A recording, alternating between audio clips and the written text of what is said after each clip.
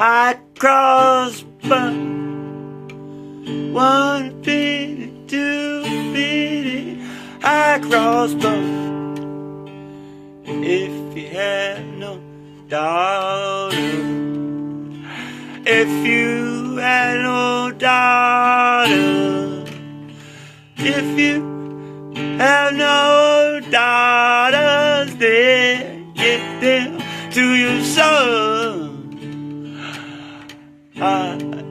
But if you have none of these little else, then you must eat them all yourself.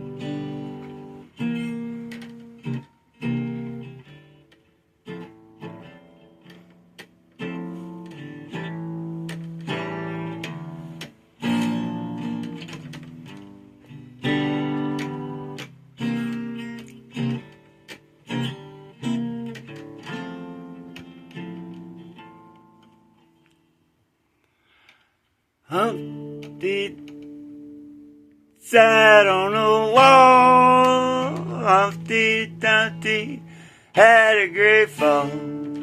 All the king's horses and all the king's men couldn't put Humpty Dumpty together again.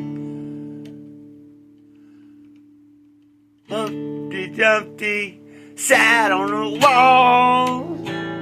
Humpty Dumpty had a great fall. All the king's horses and all the king's men couldn't put Humpty Dumpty together again.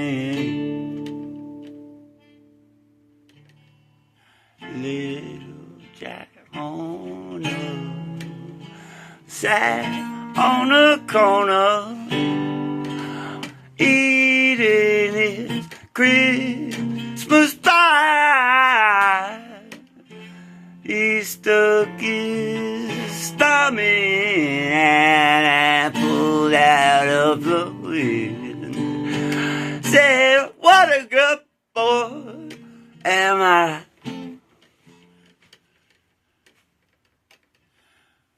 Little Jack on a sat on a corner, eating his Christmas pie. He stuck his thumb in and pulled out a plummet. Said, what a good boy am I.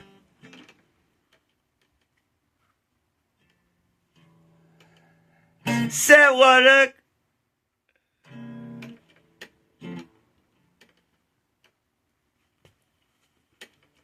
little Jack Horner sat on a corner eating his Christmas pie. He stuck his stomach and pulled out a plumbing. Said what good, ooh, and a boy am I. Said what good a boy am I. I gotta stop that.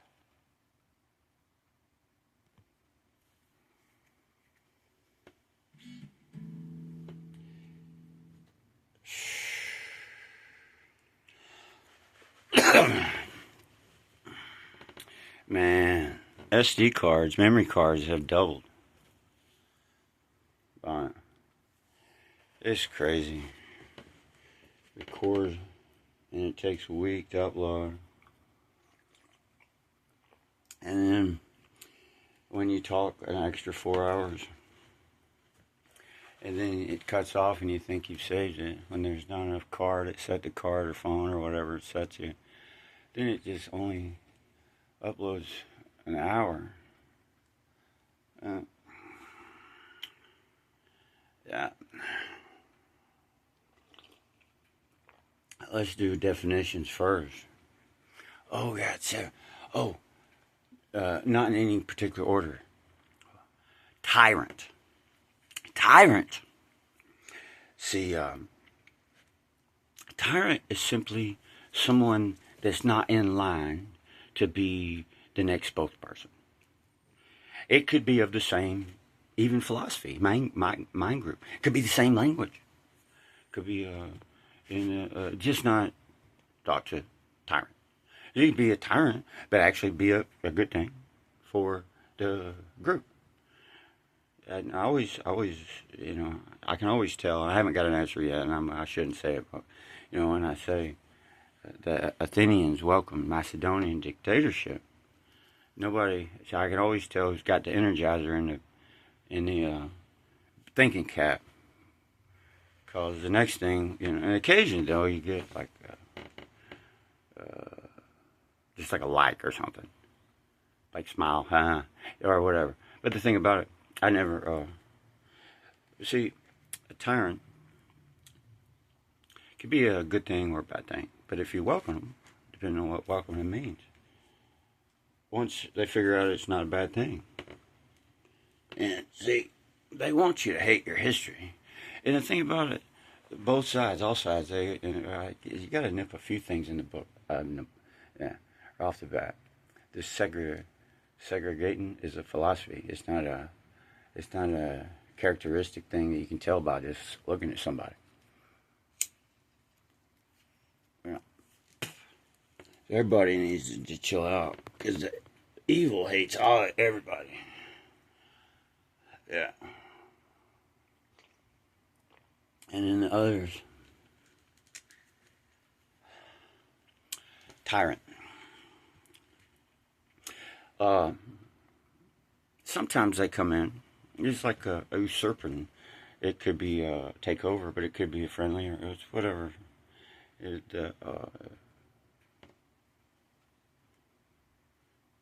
No tread on me crowd. So tyrant, simply somebody not in line or whatever, not expect you to be the one. That's just, barbarian. Barbarian, typically somebody who speaks a little bit different dialect but can get along, but sometimes is a totally different language and from kind of outside the culture thing. Now, it can be sometimes with outside the culture, you think, but they share the same philosophy. So even then, it could be a good barbarian that becomes a ruler. It's who's writing the book. And, but they get words. They get you right at the beginning. And I guess it's good to get cut off because you just go ahead and get the Archimedes and Aristotle and Plato and just throw enough red flags. Say you better go search out before you think. So they get you right at the beginning. If anything comes out there, boom. Then 1,000, 100,000, million, billion, trillion, zillions, billions of weeds come up right next to it. Yeah.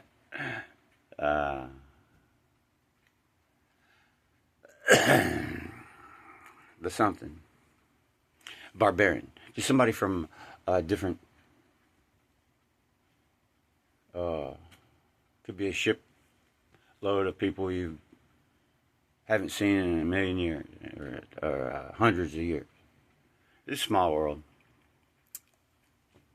And what's another word? Oh, we need to do that subject too. In fact,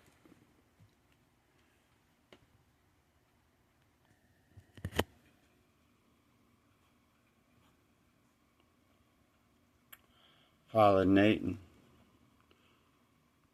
familiars, pollinating familiars.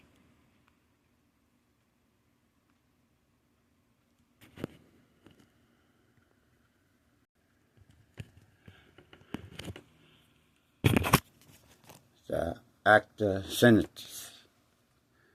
Acta sins. Pollinating familiars.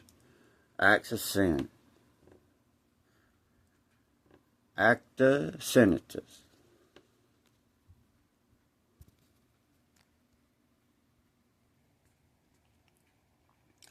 I need to go ahead and get out Prometheus and throw him in the list with Sibelius and Arius and Nestorius and Cyril Alexander. That Stephen Byzantine character is interesting. There's a word, curious.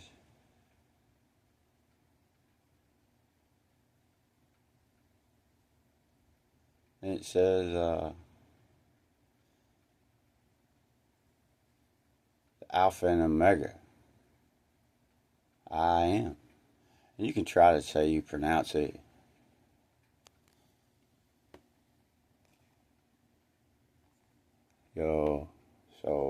Yoda and Alpha and Omega. You can say that. But then this says Alpha and Omega. So if you confess with your mouth that Jesus is Alpha and Omega, and believe in your heart that God raised him from the dead, you will be saved. See?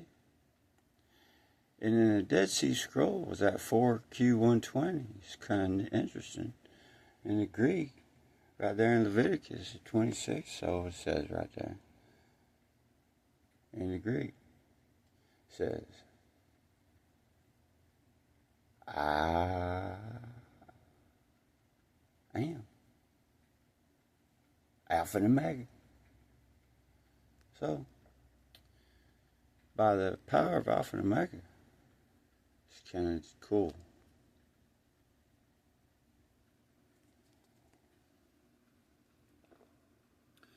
He said, I, and that's the Omega.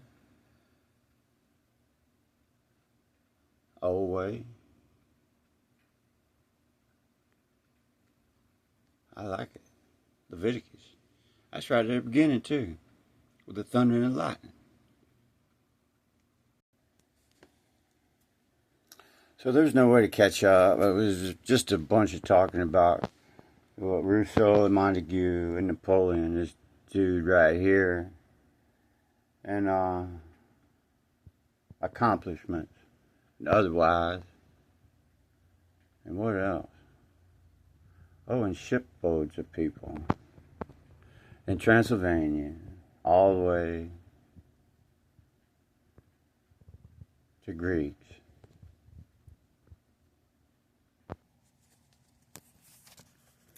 The Columbian expedition, Chicago in 1893, they said that the Spanish government built and sent over 3 replicas of the Columbus vessels.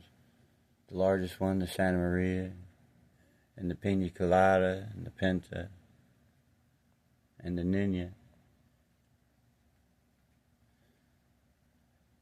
by way of St. Lawrence River and the Great Lake. Just discussing the for the statement that all of Columbus's maps, except possibly one of Santo Domingo, were lost.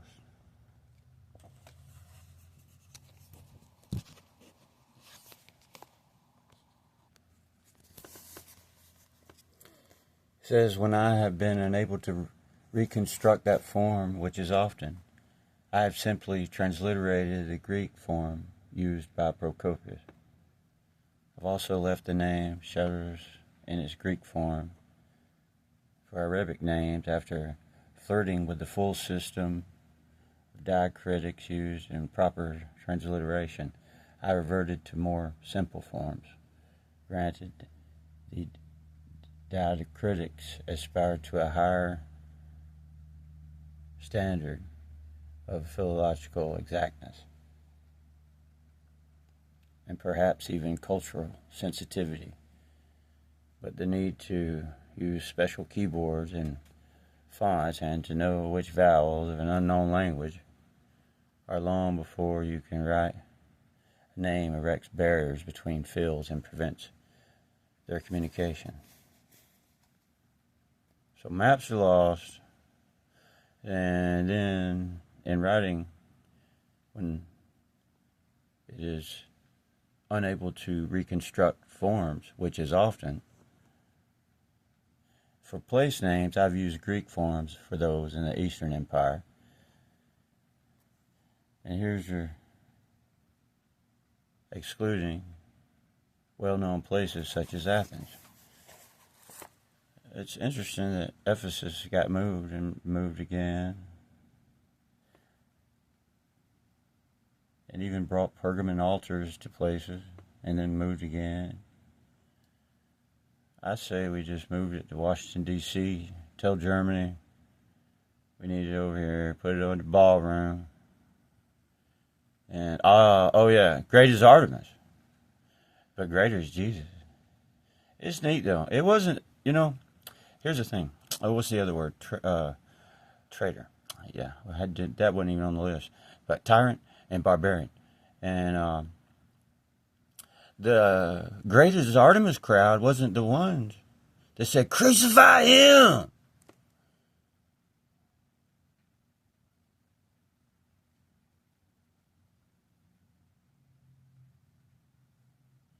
People can't make their mind up. Oh yeah, well, we'll just embrace old Plato. And we got him too. Socrates, that's right. Archimedes, take him back. Yeah, Aristotle, taking you back too. Yeah, and Alpha and Omega. Oh.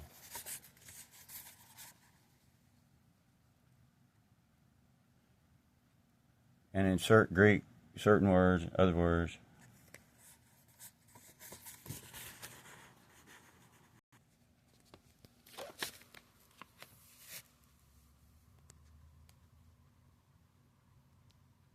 The Roman. But the interesting thing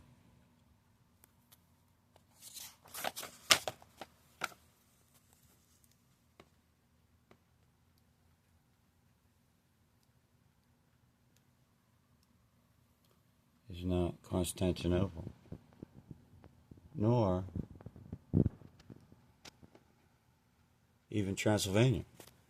Although Transylvania is interesting. The Red Cross.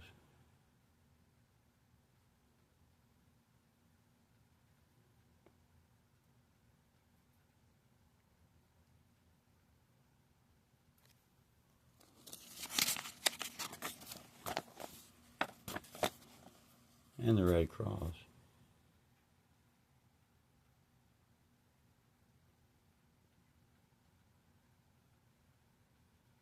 Southwestern Asia.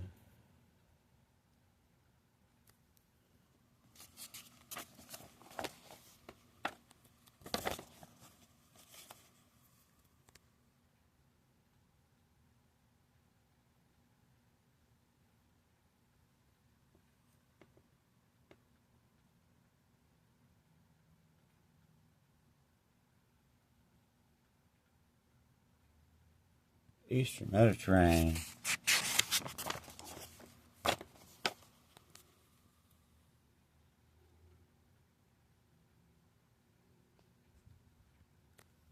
Let's see.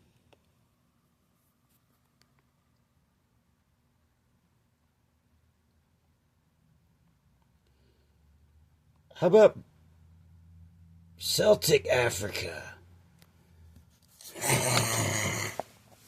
How about Celtic barbarian Africa?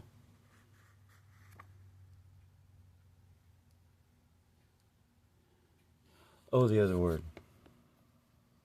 Oh yeah, we got Arius, Aristotle, Archimedes.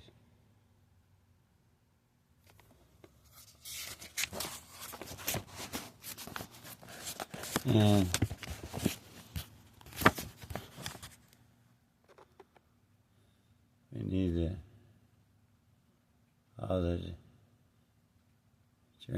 Sea with the conch shells for trumpets. Put conch shells for trumpets.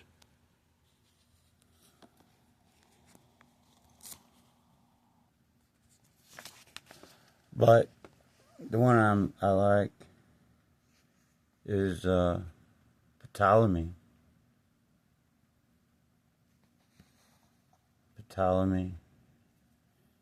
Ptolemy's geography.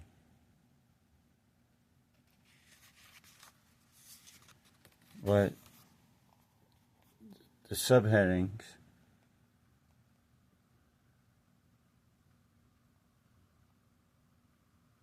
and the notes are what's even more.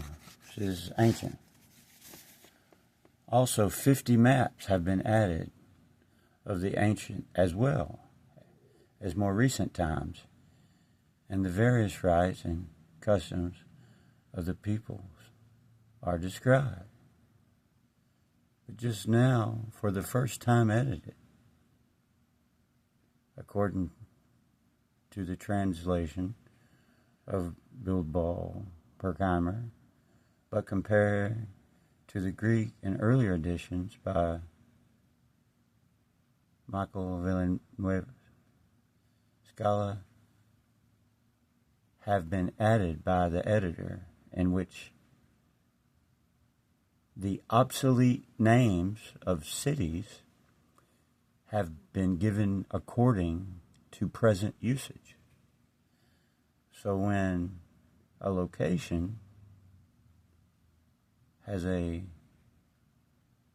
modern meaning, it's been using from coordinates to latitude and longitude to just excusing it in the minutes, and if you don't have the notes, you don't have the minutes.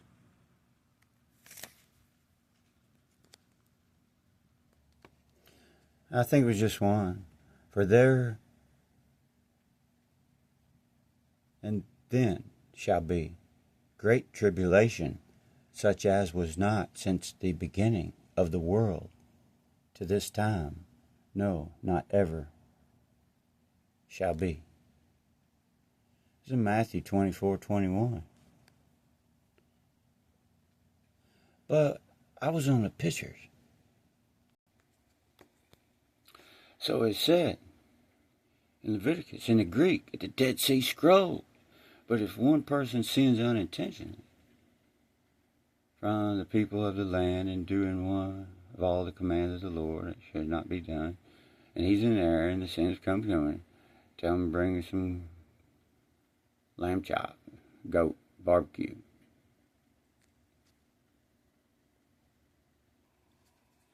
And it reads, looks just like an I, and it's like an A, and then like a W. And it says, commands of the Lord, of the Alpha and Omega. Alpha and Omega. I think everybody could like that.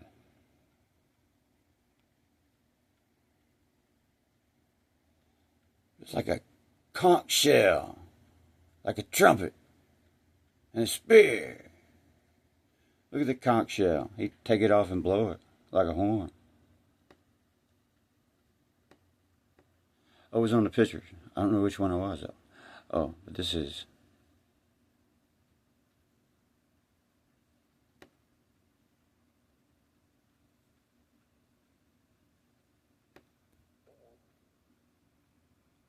by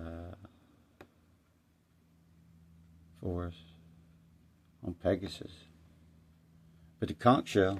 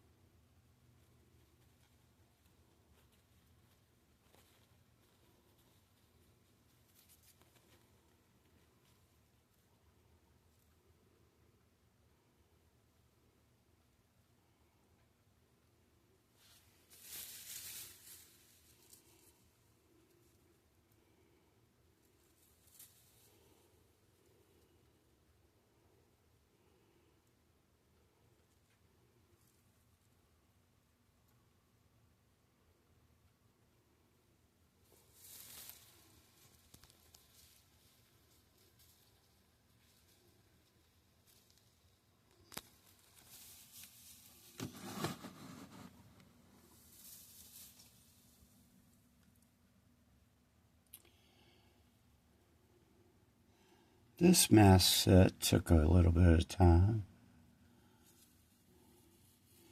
It came from South America.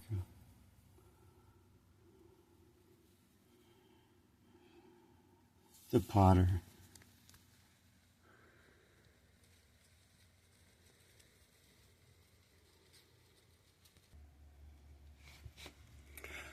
The dithyram. The dithyram. The dithyram can was an ancient Greek hymn sung and danced.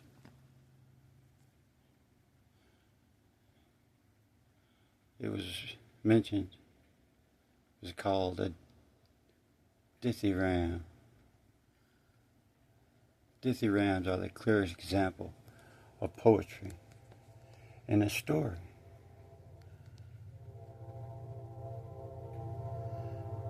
From Attic, depicting a play, a scene, a female consort in mask.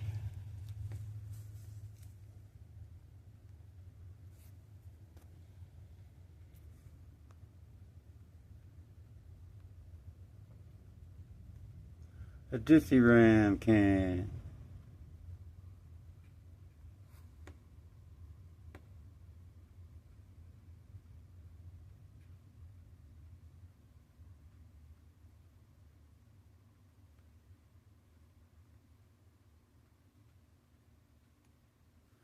It reminds me of Cassandra. However, in the Apology, Socrates went to dithyrambic poets with some of the most elaborate passages asking their meaning, but got a response of, "Will you believe me?" He showed me in an instant that not by wisdom do poets write poetry, but by a sure sort of genius and inspiration. They are like diviners and soothsayers who also say many fine things, but do not understand the meaning of them. Dithyram, wild and ecstatic. The dithyram can. And not all the time, especially not today, but by the sounds of words, the dithyrambos.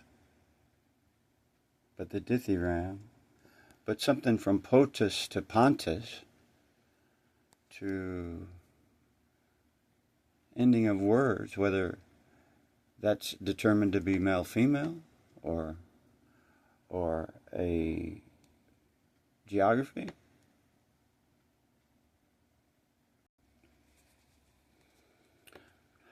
I think it was like right here. It got cut off with a trident.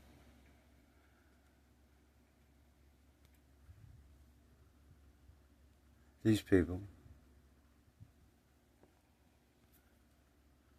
and those. And this girl was as a philosophy, and this girl, that's like a snake print. Not that reptile print is to be determined, but in this one it is. So you got this chick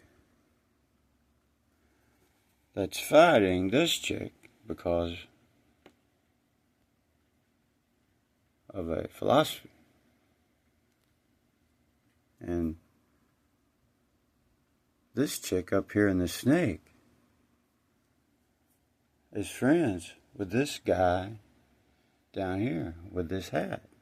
But this guy in this hat, that hat looks a lot like this chick's hat. The cat door. But this is a different philosophy. This, actually, Snake Girl goes with this guy. So you got this girl in a crown, along with this girl in a crest, against this guy in a crest and a snakeskin lady in a crest. That's a cool hat. And the girl with the crown and the girl getting stuck. It's a dithyramb band. They're friends with these girls and this guy. And there's a swan. So you got two girls, got a group, and they're out. And then you got the guy right here and be like, so either that guy and that girl is up to no good because the girl getting stabbed and the girl with the crown's over here having a good time. They got friends, and it's a mixed bunch. See? They got friends and family too. And a goose, like a swan.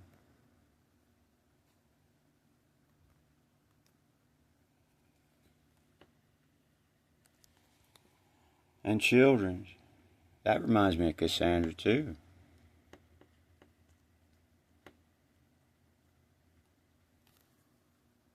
And they want you to be unhappy. There's a swan.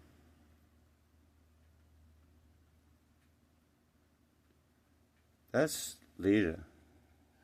Leto, the Queen of Sparta.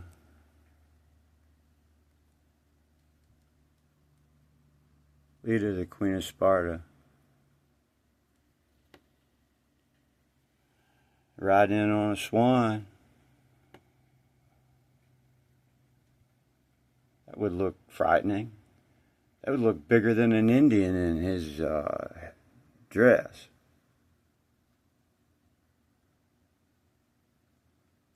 Reminds me of that.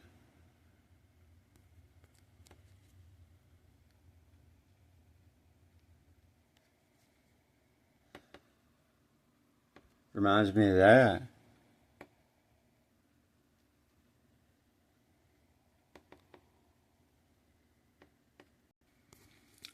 See, Triton was a fish-tailed sea god, the son and herald of Poseidon, who stilled the waves with his conch shell trumpet. A conch shell trumpet. Triton was also described as the god of the Tritonus, a large salt lake in Libya, where the Argonauts found themselves stranded in the middle of the desert and helped them find a passage from the lake back to the sea. So they find some Triton with a conch shell trumpet. I like the one upon his head as a helmet. Triton was depicted in Greek vase painting, a fish-tailed merman, sometimes bearded, sometimes youthful. In Greek sculpture and mosaic, he was often given a double fish or a dolphin tail. Mosaic art also added a pair of crab claw horns and green tinged skin, and occasionally a pair of equine forelegs, because he rode a horse too. And the big old swan, as Poseidon's herald, he had a winged brow and a conch shell trumpet. Triton was often multiplied into a host of sea spirits called Tritons, which were regarded as satyr-like daemons, spirits of the sea. Oh, that's a good word to do too. So we got tyrant, barbarian, now demon. Demon is just Monas. Monas is a hero. And they can say, yeah, you do this. The own authors said they were people. Man, they have us right from the get-go. La. So we're gonna stand on Archimedes. Great as Archimedes, great as Aristotle, great as Plato, and y'all a bunch of liars. And then these people were waiting. These great is Artemis, but greater is Jesus. And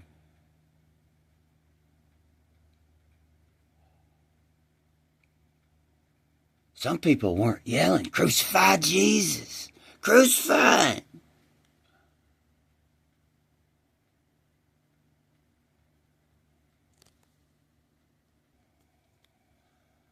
Oh, that dude. The Paul Getty.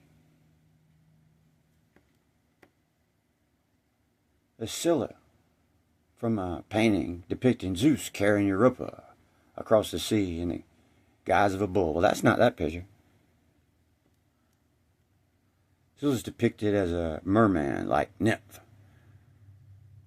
with the head, arms, and torso of a woman set atop the serpentine tail of a fish. The foreparts of two dogs spout from her waist, and she holds a trident. Where's the trident? And that girl with the fish, with the snake skin, depending on philosophy, it's a detail of Athena battling a giganto hero from somewhere barbarian with a different philosophy.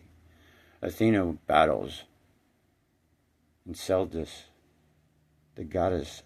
Oh, that looks like Ursula. Enceladus, the goddess, wears the serpent-trimmed, gorgon-headed aegis strapped across her arm as a shield and brandishes a spear. The fallen beardless is equipped with a shield and crestless helm and draws a sword from a scabbard.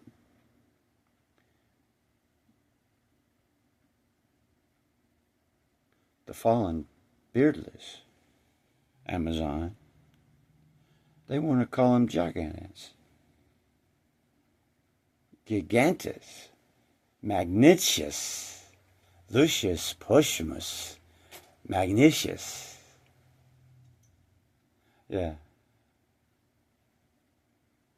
Mythostoricis, Asinus Omnium, Sextus Provianus, Traniums. Yeah, we're going to talk about the traniums. Let's talk about the traniums.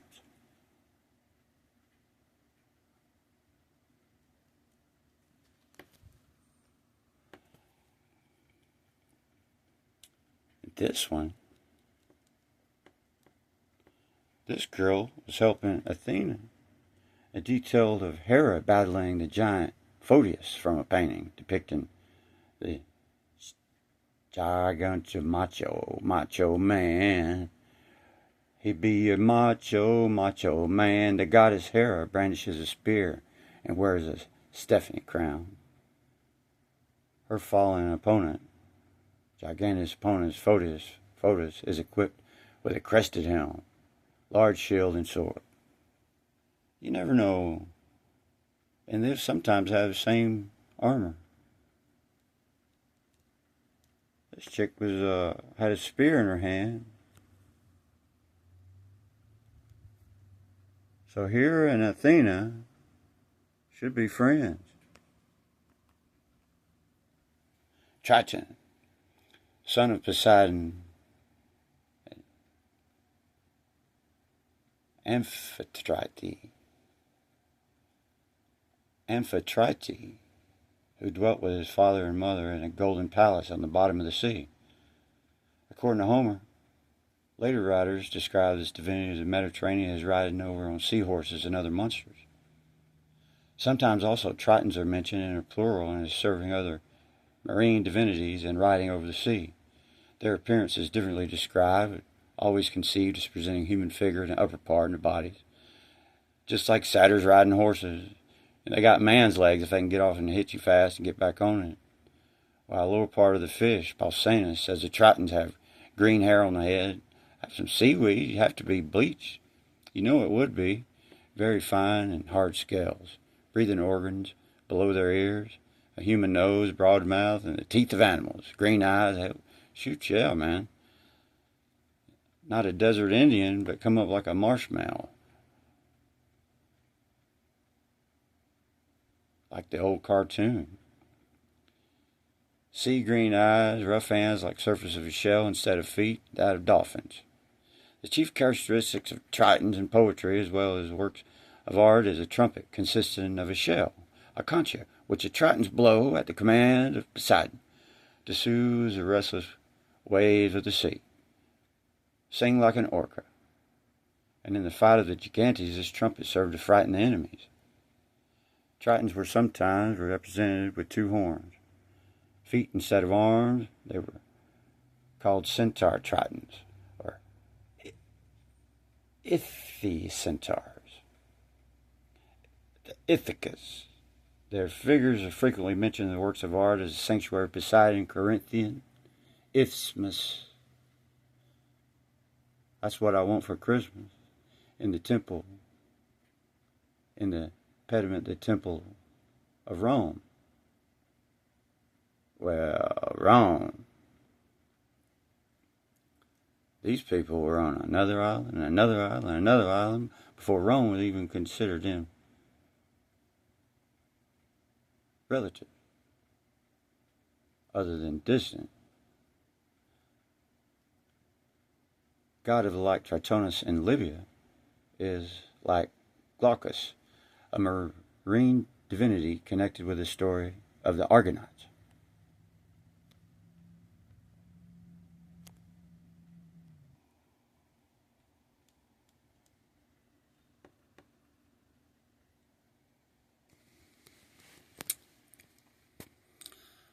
It's like a lion.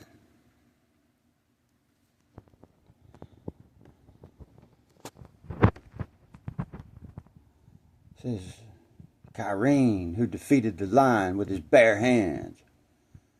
Tyrannorum. Nymphs. The Nymphs or Traniorum nymph dithyrambs. Traniorum nymph dithyrambs. Killed it with his bare hands. It's a nymph. Hero. A king that appears in Greek and later Roman mythology. It is the origin of Cyrene, Chehat, a ruin in Libya, and the city of Cyrene in turn became the origin of Cyrenaica, Barca, which refers to eastern Libya and is still used to the day. What?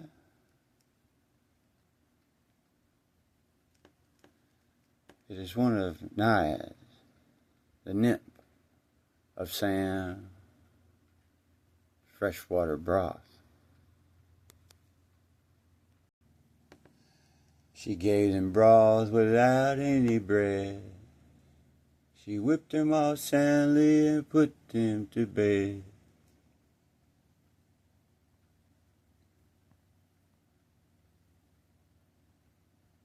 He is the princess of the lefties.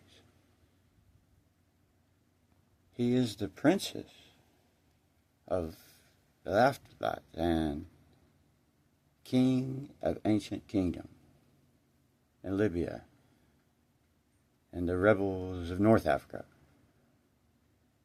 The Queen of Rains, the etymology. It's a name that exactly consists of the Queen of Syrica. Unmanned, great archery, hunting, and running, hands and fighting skills. It is one of the best female heroes in Greek mythology that they don't understand, and they say his hands. And you got all your nomenclature and trying to tell is osis the sound of the end of the word, if it's this land or that land. It's all land in his hand. But this was a Cyrene unmanned with great archery, is one of the best female heroes in Greek mythology. It is the best girl of the time, called Lion Killer, and second Artemis. Artemis full of an excellent, outstanding hog girl. Not only strong force that is called as a hero, but also the beauty of the beauty was famous for its beautiful beauty. And the beautiful beauty loved Cyrene were the high status of the Olympos and the Lesbos nymphs. And the best, looking in the gods of the sun, music, and art, Apollyon, Cushion, there is Ares. One of the four daughters of Sumsis, and Nasanope is a nephew of Nymph Daphne and the Laurel of Void,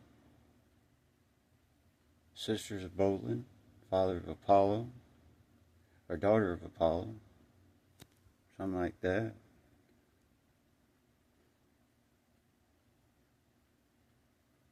Sisters of Boda's third wife, Adamas, the king of Boda, of Zeus.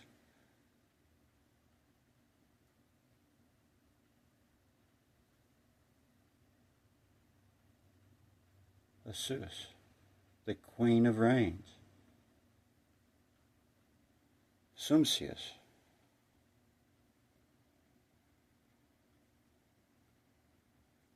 one of the lovers of Apollyon as followers and hunters, who respected the moon and hunting, nature and chastity, the mother who knew Aristus of the beekeeper and hives,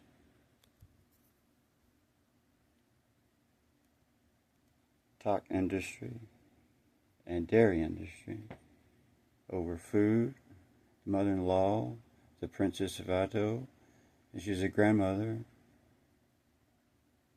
Actaeon.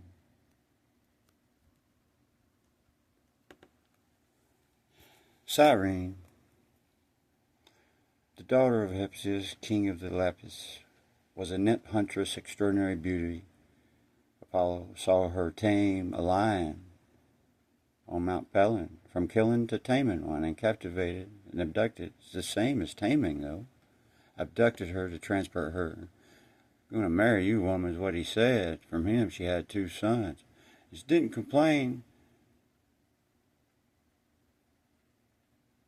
enough to only have one.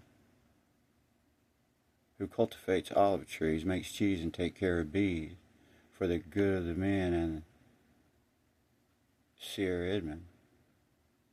But the beautiful one is not faithful, and one day she leaves with Ares. In another version, she's remembered as his hands killing a lion, offered his kingdom to whoever could kill the lion and give it to a tranny. Oh yeah, all right. Great is Lesbos nymph tranniarium discussion.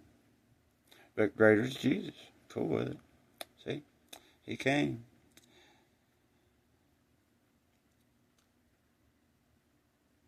In another version, King of Libya offered his kingdom to whoever could kill the lion that was ravaging his country. Not only that, keep him out with a wolf's bane. Cyrene succeeded and founded the city that bears his name. Cyrene succeeded. This article is partially encased on an article. And the Laughter tribe is inhabited northern Thessaly, established between Photos, Mount Olympus, Pindus, Peripa. Greek and Roman mythology, nymphs are minor deities, minors. That's another type of word. Like you got suffix, prefix, and you got minor. Something might be labeled major. You might think that's earlier or later or younger or older, but then in some definitions, younger is older and older is younger. minor deities when it comes to labeling a name. If they're moving geography, what if it's been moved and moved again? But yet you call it minor, but there was one before it, or it was earlier, and you call it minor, and it should have been major. Female spirits associated with nature. In fact, nymphs personify the creative and product activities of nature. They are sometimes linked to a particular place or element. It could be the object, local worship. People are talking about them. They don't know exactly what it is. Mount Pelion is a mountain in Greece, in southeastern Thessaly, Cyrene. And the nymphs were all over the place. Jason of Phaerae was the ruler of Thessaly during the period just before Philip II, the father of Alexander the Great, came to power. He had succeeded Laphyron of Phaerae, possibly the father, as tyrant of Phaerae, and was appointed Tagus, or chief magistrate of Thessaly, in the 370s, which is talking about later, extending his control to much of the surrounding region, controlling a high trained mercenary force as well as the famous Thessalian cavalry. Jason briefly transformed Thessaly into a powerful Greek state, and even spoke of invading the Persians. The geographer Pausanias records Jason was familiar with the teachings of the Sophist Gorgas, and Isocrates claimed to have been in contact with Jason, though none of this correspondence survives, because they burned up the library at Ephesus, and it was before Ephesus, and it got moved again. That water recedes, because the land, and then it moved. So there's land. So they moved it closer to the water sometimes. Aristotle records Jason as saying that he had to do some few unjust things in order to do many just ones. In the Rhetoric book, chapter 12, Burker lines, the Greek. The figure of Jason makes a sudden appearance in the history of the classical Greece, with Xenophon swiftly mentioning his name during his commentary, Jason of Phaerae. 2 or 3 generations other Phaerae, above Phaerae land, with the Tritons, and all other.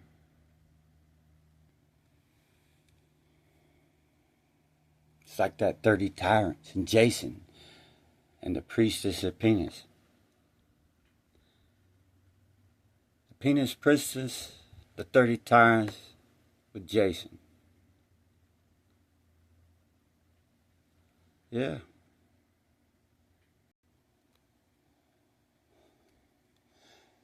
And the 30 Tyrants with Jason. Jason, son of Aeson, leader of the Argonauts. Take a fleece, thy name is Jason, daughter of Hesperus, Jason on account of his marriage. Original Jason, the son of Aeson, Arminius, the champion of Jason, Thessaly. His throne, Jason then carried on great wars with Philip of blood, and some second Jason, or another Glaucaor of Argive, Juno founded by Jason. Further inland was Placentia. Further in was Placentia, said to be descended from Jason, after whom the sea, attributed to Philistines to Jason by Hegesis and Farhalas.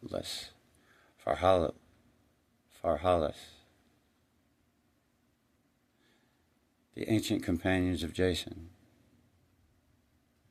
having stayed therefore, and Jason of Phaerae, thus a tyrant. But if he was king and all, then he was the outward that come in and done good. Bison was killed in 370. Jason the Thessalian was inflamed. Later was none other than Jason, tyrant of Thessaly, and that him the opposite way Jason of Hera being ill with. Eris was slain, Jason, monarch of Thessaly, was it there? Phthiotian the tyrant Jason were encamped against each other. Already offered to you, Jason having formed his intentions, Jason the Thessalian was being pressed. A certain person gave to Jason a ferry while endeavoring to revenge. Are not that dispatched?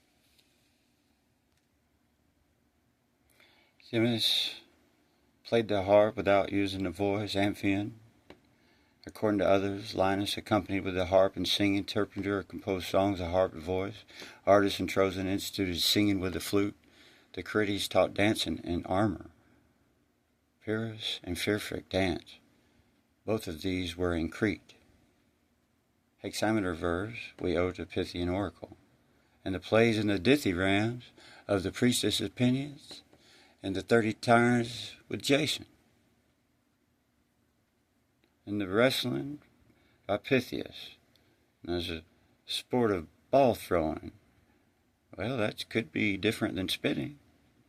By Gyges of Lydia, painting by the Egyptians, and in Greece by Euchre, the kinsman of Delos, according to Aristotle, but according to Theophrastus by Pelogatus of Athens. So we got some coming from Athens and Greece, and they're getting along in Thessaly for a time.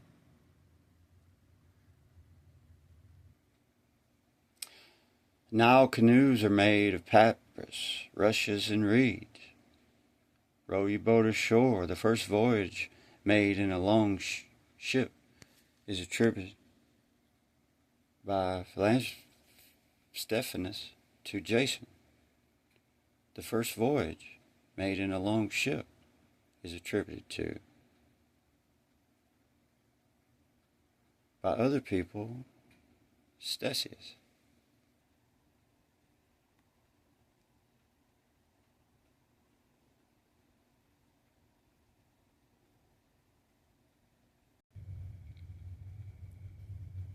That's probably where it started, on the journey where the Jason Argonauts landed on the island of Mysia, where Hylas went to collect water and was seduced by some water nymphs. The beautiful creatures dragged the boy into the pond, and he's never seen again. Hercules searched for days, and Jason and them had to leave, but the Argonauts were forced their friend leave him on the island because they had to go and hunt for the other ones. So forever he was stuck on the island, seduced, and they drugged the boy off, never to be seen again. That's Marvel Comics.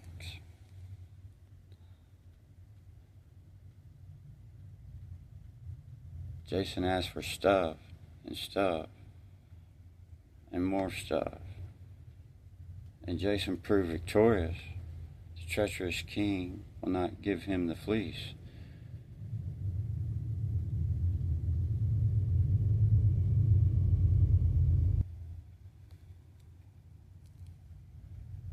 And on the journey, Jason left his boy on an island. They had to leave. Got seduced by water nymphs, and they drug him off. So Hercules left him there.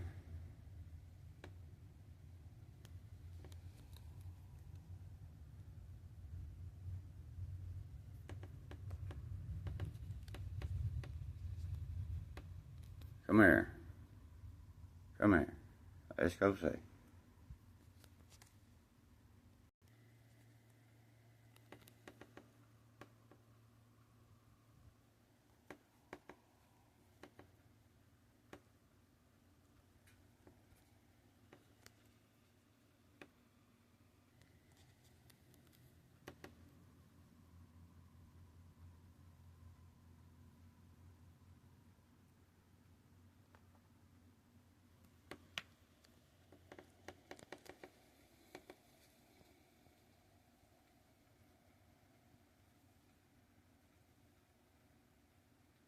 Thou hast a wish to go fishing, dost thou?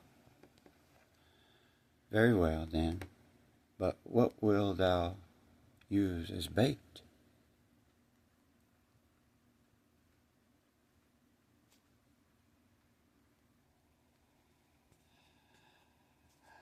Nasty loses, lesbos, nymphs, dithyram, assholes.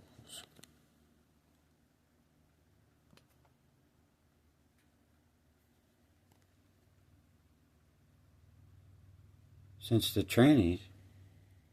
Transivorums had to figure those out,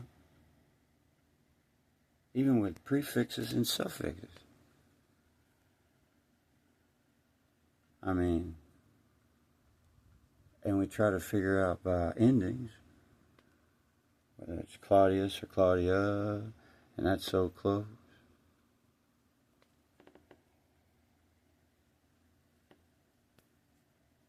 Get him, girl. Be careful now. Be careful now. What are you grabbing on down there?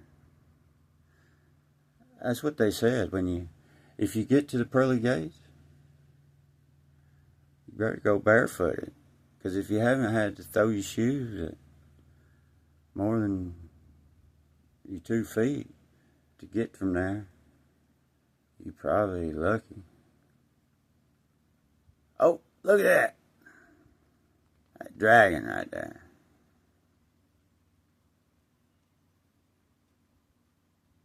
Yeah. Come get it. That's what he said right there.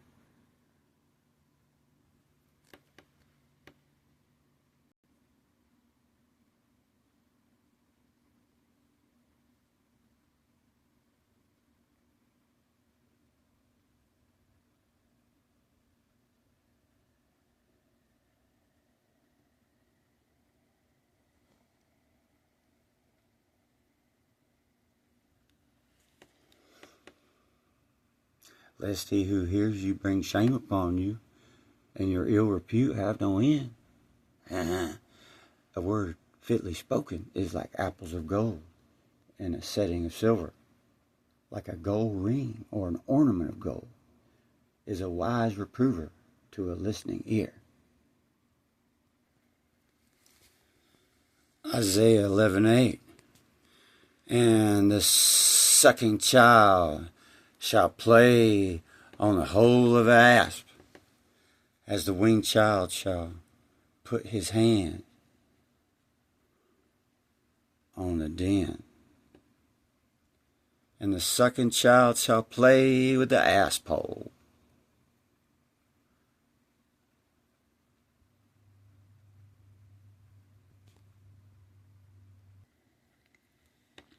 And will play the sucking over the hole of an asp, and over the den of an asp. A whole den of asses, playing over the holes of a whole den of asses.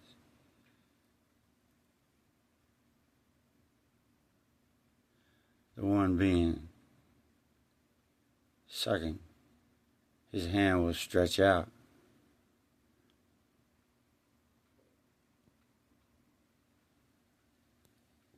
Asshole nymphs, a nasty loses, lesbos, dithyram. And this was put down later, but that's sirene today. Sirene. But same people were over other places too, because they were already over there in the islands, on up. See, that's the thing. They were on the west of Rome and the east of Rome, and to say that they would be speaking Greek, like they weren't already speaking Greek, that's over there too. Cyrene. And later, the dithyram, trannies. See?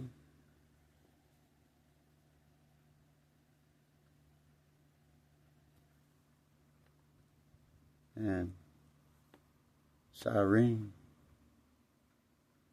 the lion tamer, and that's the tranny. says his hands. But like that other Erebus Greek statue, this is a writing with Alpha and Omegas. See? Great as Alpha and Omegas. How about that? And the crowd said, what? Even later, old Catherine of Alexandria kept her wits about her. Look at that. That chick got a walking stick with a point on it.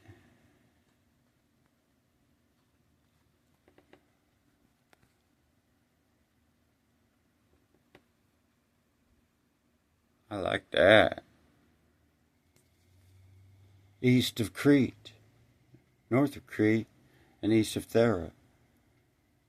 She then promised him to return and prepare a home for the descendants. So after consulting with Jason, the admiral and Argonauts, Euphemus, cast a cloud at the sea. From it rose the islands, Callisteal, lots of places and persons and places and things. Later in Thera, today called Satori, where the descendants of the people and the crew of the Argo, that is, the so-called Minion clan, came after being expelled from Lemnos by the Tyrians or by Pelagians.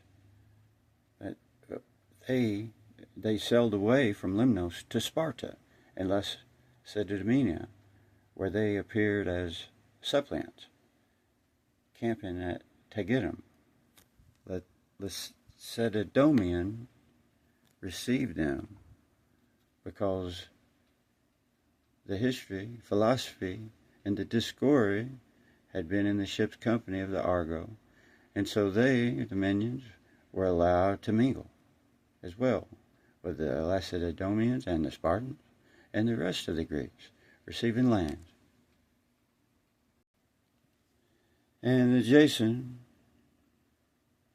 is in the Greece Xenophon, mention his name. And he succeeded Lucian of the Fairy, possibly his father, the Fairy, Thessaly, in 370 B.C. The Thessalian cavalry was a powerful Greek state, even spoke of invading the Persian Empire, and they mingled with other peoples too. Jason of Lesbos, and to her father Jason, but you had no care. Theotikos, Cleostratos, Nicarates straightened Jason. To straighten Jason, these things I appealed to Jason several times to the effect. Seeing being now late autumns, Jason to Xenon greeting. Kindly write to Jason and I'll let the Stathmos of Theompopos. To us by Cleon, son of Jason, and Sostratos, his brother.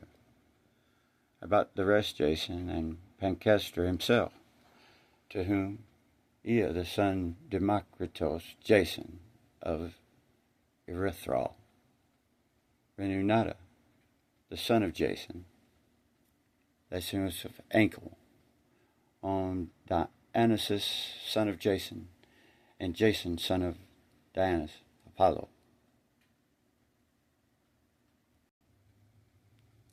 And we got to do pictures, but before we do pictures, we got to do the Peter and Antipeter. The Peter and Antipeter, Jason, the 30 Tyrants of Jason, 2nd century B.C., and Antipeter, the son of Jason, and have sent them to Rome. And Antipeter, the son of Jason, envoys of the Jews, have an Antipater, the son of Jason, who are both honorable. Alexander, the son of Jason, and Numius, the son of Jason, the 2nd century, another, and Diodorus, the son of Jason, who were good and virtuous. Jason, Athenian Archon, Jason, Jason, our Athenian archon, Jason, Athenian archon, Jason of Tralles, aged in a banquet where Jason of Tralles was performing. And they said it was a Stoic and a Plato at the same time in the 1st century. Jason of Nyssa succeeds Poseidonius as head of the school of Rhodes.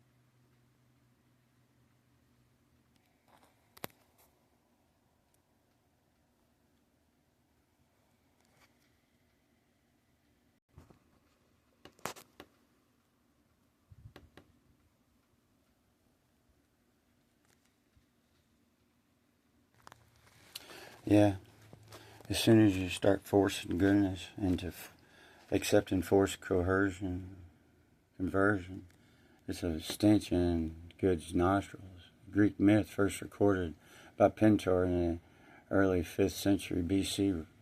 reports that the god Apollo fell in love with the huntress Cyrene and brought her to Libya, where she gave birth to his son Aristus. Greek historical traditions reported in Herodotus' history, the 4th century B.C., speak of Cyrene, a group of Cretan gods who had been expelled from Sparta and settled on an island of Thera, founded Cyrene in 631 under the leadership of Battus. The prompting of the oracle and guidance. Some traditions say that the settlers left Thera because of famine, others because of civil war. Most say that the colonists first settled an island of Azyrus. Yeah, it's like the word demons. We never finished that, did we? Demon is moaning. It's like a hero before relocating to Cyrene.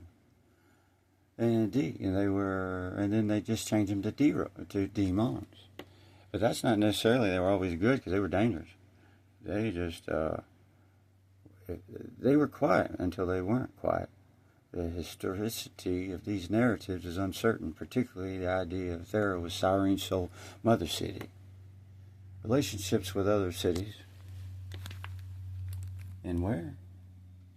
I don't say Sparta and Thera. Relationships with other cities. Samos, mentioned in the foundation narratives, are uncertain. They were all over the place. Archaeological evidence from the site, especially ceramic finds. They were just Greek people, and they were all a mixture. See, the person that's talking is trying to say there's something. Watch. These Latin freaks, man.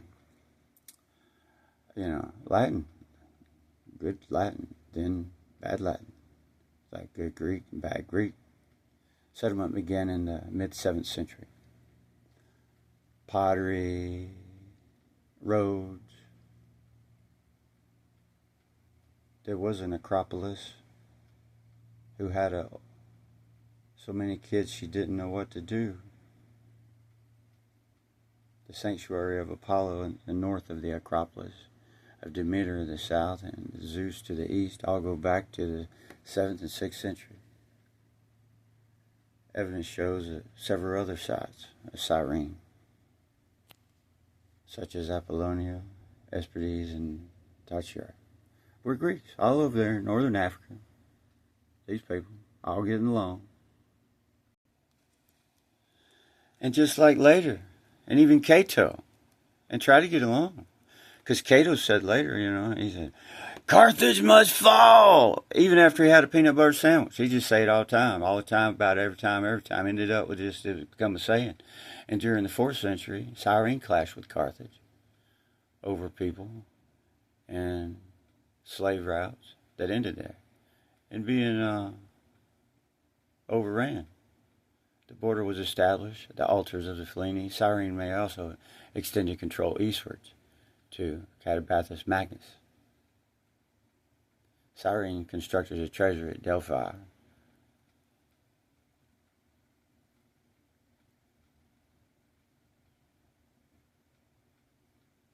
When Alexander the Great was in Egypt, marched west to visit, and they sent out an embassy to declare friendship.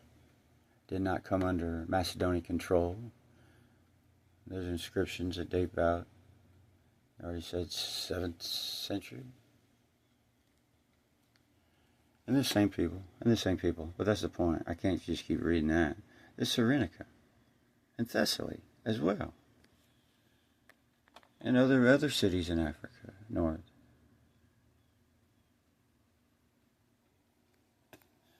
Loyal, and other cities north.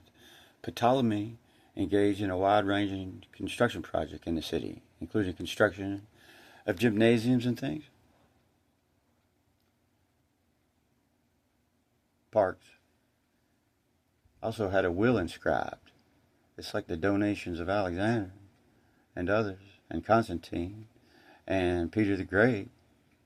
Also had a will inscribed promising Cyrene to the Roman Republic in the event that he died without heirs. You think so? But to what side of the Roman Republic? It's like, that's what I was saying in the class. I say, the Athenians welcome Macedonian dictatorship. And I just waiting for somebody to say, well, were they happy?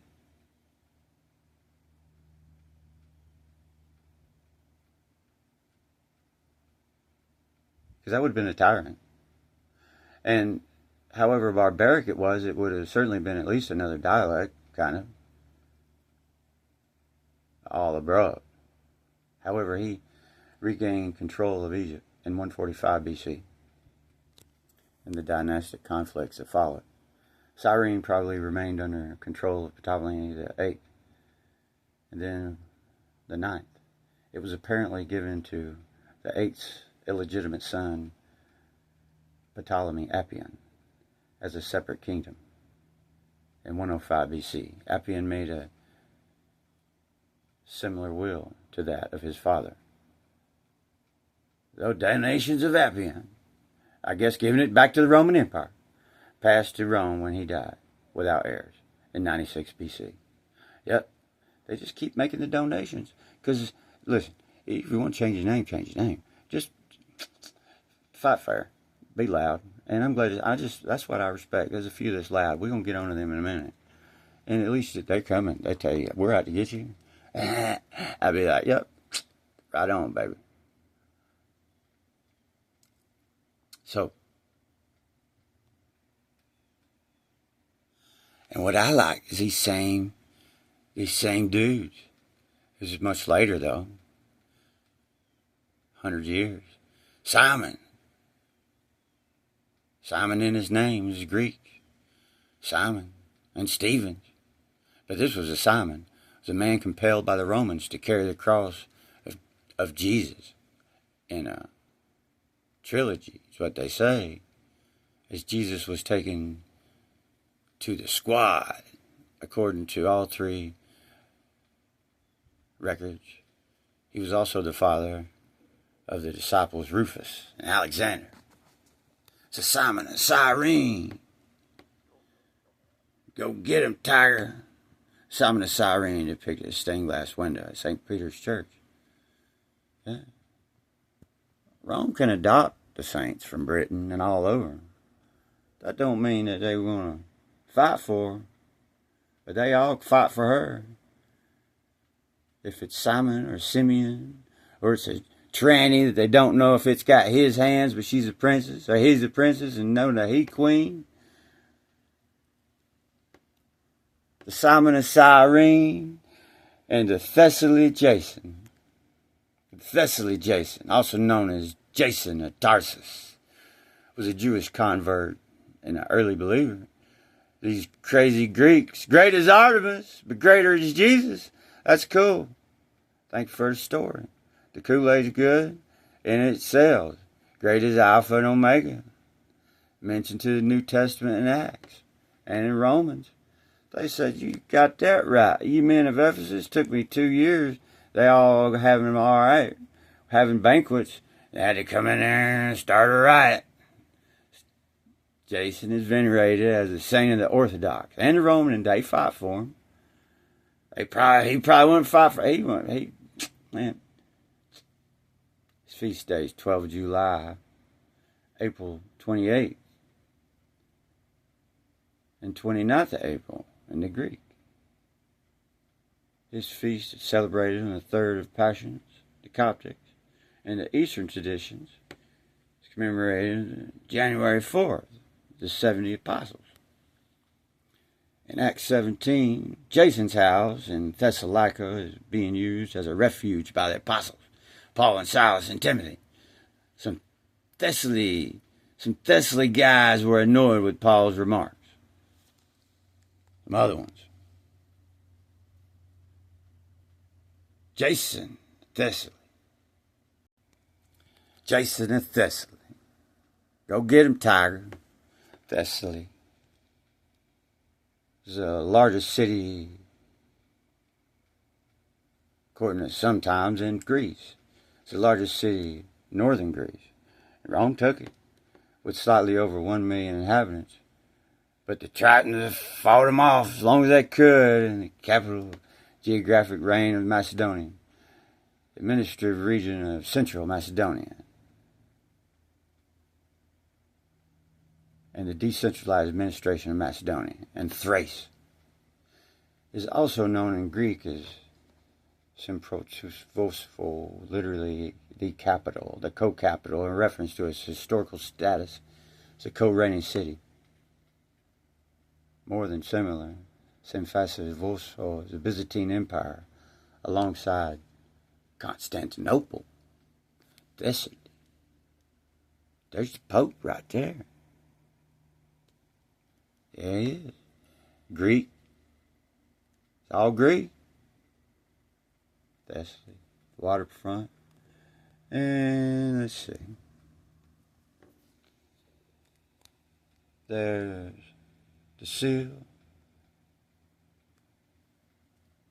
Thessaly. And this is interesting.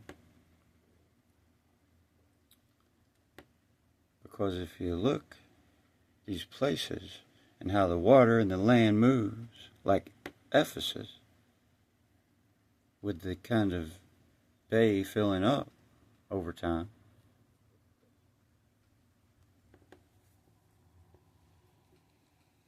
The city was founded in 315 by King Cassander of Macedon. Was that Cassander's promise and warning?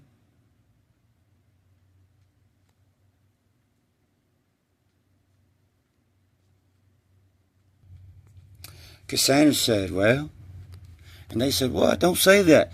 And they said, well, and she said, well, you just don't understand, you misinterpret. There's nothing I can do about it. They're near the site of the ancient town of Therma, but this is Cassander of Macedon, king. And 20 other local villages is named it after his wife, Thessaloniki,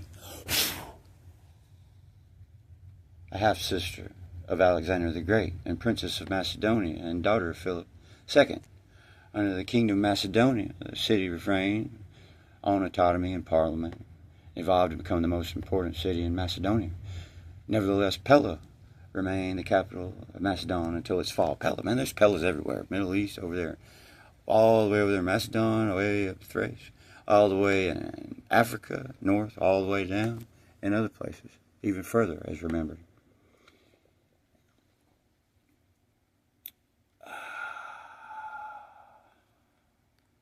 And is bought and sold today. In 128 BC, 20 years after the fall of the kingdom of Macedonia, Thessalica was made a capital, the Roman province of Macedonia. But it wasn't to begin with a Roman. Thessalica became a free city. That's what they said would make you free. And then they tortured you under Mark Antony, 41 BC. Well, they were halfway good by then, still then. It grew to be an important trade hub located. And as it gets moved in, what I like to see is those gymnasiums, though.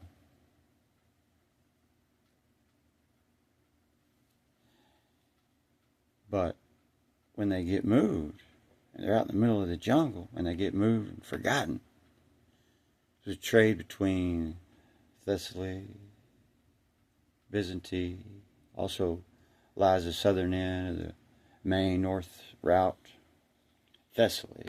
At the time of the Roman Empire, about 50 AD, Roman had about probably taken it over, and was also one of the early centuries by the others. And some dude named Jason over there in the New Testament, they say, well, you talking about some name named Luke? Some name named Luke that lives over there. That don't make no sense. Well, there's Jason right there too. It goes back to 7th BC. Jason is introduced in the context of Paul's second missionary journey. Paul and Silas arrived at Thessaly. Let's go, guys, get in the building. Where they preach a synagogue, their message attracts a significant following to some from all over. God-fearing Hellenistic Jews, including some large number of God-fearing Greeks. However, their success incites jealousy, among others, and a call to come back to more pagan versions. We want to get you over that way too. But they were waiting on something. They were getting along and able to find Paul.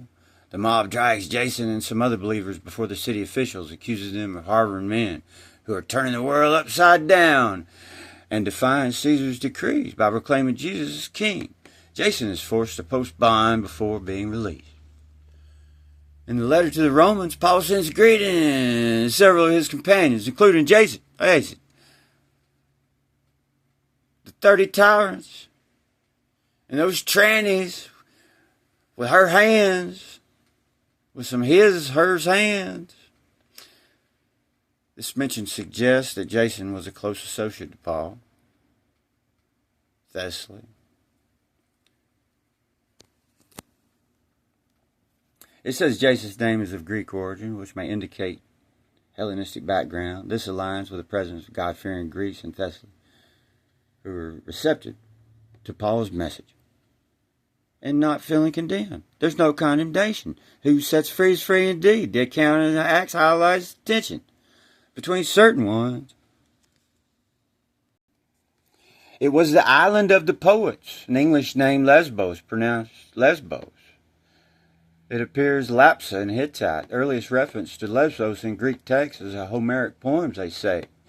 It means well built, like a brick house. The etymology of the name is obscure, but may have originally meant forested, wooded. The later Beta pronounced and transliterated, and that's a tongue twister and alternative from Lesbos, an older name, an island that was maintained. I bet it was up in there further too, because the water keeps going, moving. The coastline in Oelic Greek. And it was mentioned by elders and youngers and minors and majors, and refers to island of the names. Greece, Lesbos, commonly referred to Mytilene after its capital. But Thessaly was the biggest one in there too. As big as Alexander. Till whispering in their ears, People were starting. They say it was under certain rule for a while, but there was lots of jungles. They've learned to deforest a lot better now. Some suggest the name Anatolian root meaning power.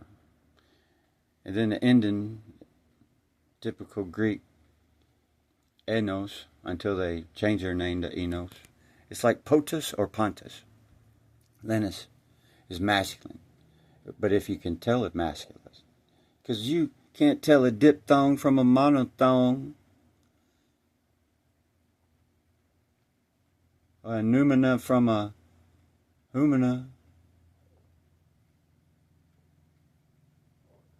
The island is also sometimes called the Island of Poets, alluding to renowned native poets like Alcaeus and Sappho. If not the oldest, artifacts found on the island may date to the Paleolithic period. And it was a bloody period. There were toils and snares, important archaeological sites, the island, the Neolithic and Paleolithic. They'll have you sympathetic to caves in Kagini, probably refugees for shepherds, in a Neolithic, Paleolithic refugee status. Settlement.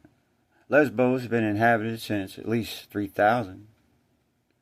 There's an extensive habitation of Thermae, largest habitat found in Lesvori, from 3,000 on to 2,000 on to today, part of which is submerged in shallow coastal water. It's a philosophy, though.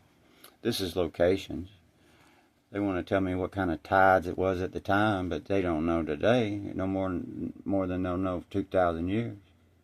Is mentioned the two Hittite texts from late Bronze Age, dependent. There was rivers. There was Peneus rivers. And there was Priestess. And there was trannies. They couldn't figure out if it was Cyrene, killed the lion, or tamed it. Recounts an incident in which a group of purple dyers from Lesbos defected from the Suean king. And I would say this written in Greek. In that other document, from Lesbos Leviticus, Lesbos Leviticus, and that's a purple dyer, versus the Masoretic blue from Lesbos defected from the Suean king, found in the Dead Scroll. But I like to look at these, especially when there's so many where they can't hide them. You know that. If there's only 4 and they can, if there's a bad, what are you going to do? If you can erase a time and it's important, and you can, why not? But these are known too well. Lesbos. Look at that bull.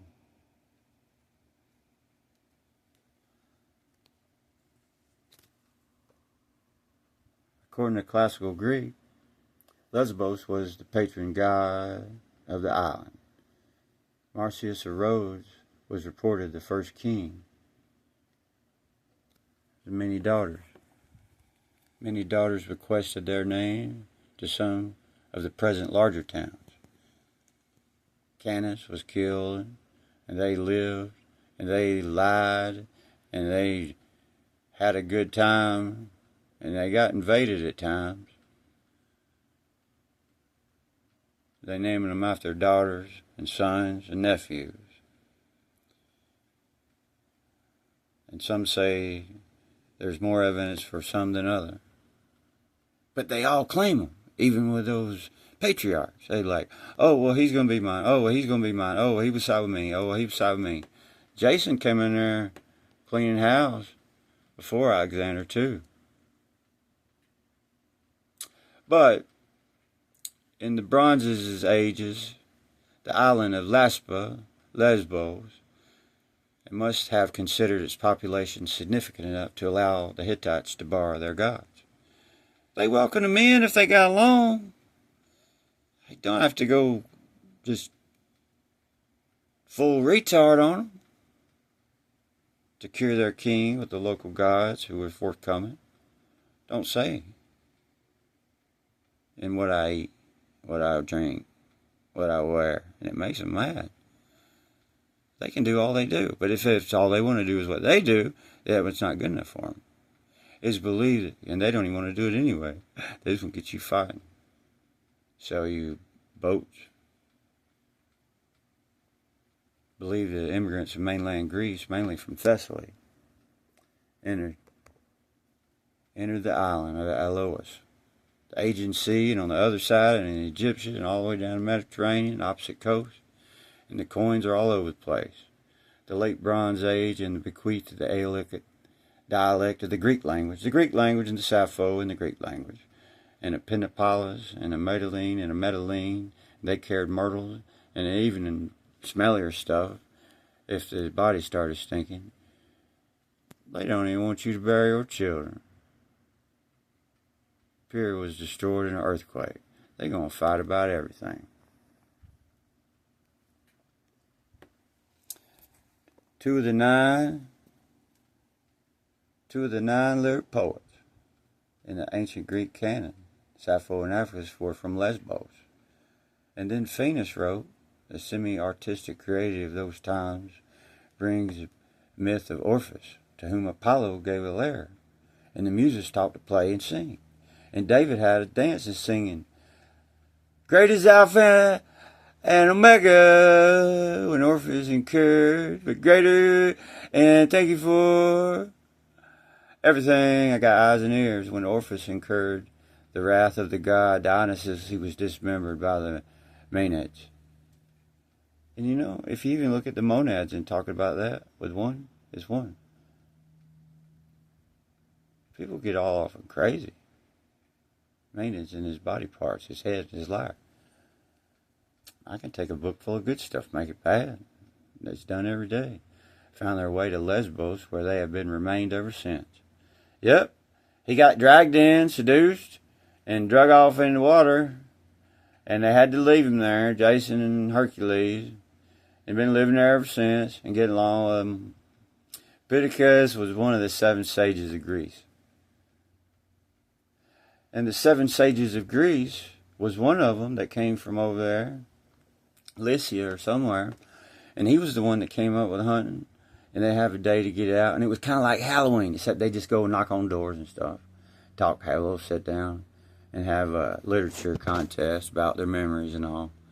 It's kind of like Alexander had an Olympic Games. Don't have Olympic Games for that. Hellcanus. I like Hellcanus anyway. Advanced hagiography and historiographies of frustus and the frustrating and the father. Oh, that reminds me of that word. Phenomenon. That's a good book. Anyway, succeeded Aristotle in the head of the Lyceum. Aristotle and Epicurus had lived there for some time. And it's there Aristotle began systematic zoology investigations. And we could get to that because we talk about the Etruscans. The Etruscans, you can look over there in the caves and they got paintings all panthers and spotted. Can a leopard change his stripes, spots, whatever. But they were over there. And then you got somebody come around and say, hey, you're investigating this. And you got all these books about birds and bees and all kind of hula hoops and Cheerios. And they think, oh, you're worshiping them. No, not necessarily. No, I study them. I kind of have them pets. And I got aqueducts right here too, Metin. In Greek, Metin. There's aqueducts over there. It was later Rome's come in, but Greek had them before. Same dude with the clock. Meta clock. Meta, the architectural engineer, had the aqueduct. We'll get to the aqueduct. Yeah. Aqueduct is a good song. Kind of like 2 of the 9 lyric poets. 2 of the 9 lyric poets. Theophanes, the historian who recorded Pompey's campaigns, who didn't come help Antony and Cleopatra, supposed to come in there and straighten things up, was also from Lesbos. The historian that wrote about it, to record how I would say probably, no, he could be disgusted with Pompey's action because he was fighting on behalf of Rome to not show up. So he let the other guy, so this guy played Mark Antony and lost his own house. Whether it goes that way or not, that's the way it can be looked at. Novel Daphnis and Chloe. The set of Lesbos, Daphnis and Chloe, Longus was writing about him. The story about Daphnis and Chloe and Longus on the set of Lesbos, it's usually assumed to be the island. It's the plain, the abundant grey pottery was found on the island, the worship of Sybil. Yeah, that was our grandmother, the great mother goddess of the Anatolia. Sarah, Sybil, and two of the 9 lyric poets with the knocking on door ceremony with the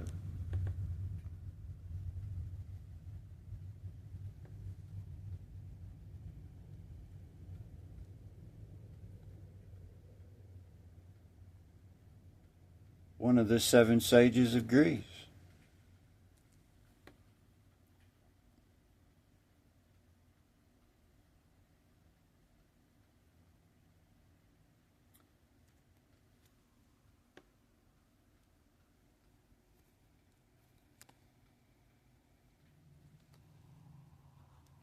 Was a cultural community at the time with aqueducts. Suggests a cultural continuity of the population in the Neolithic and Paleolithic with aqueduct.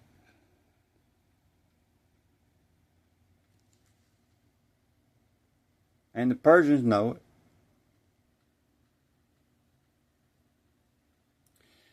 In Hellenistic times, the island belonged to various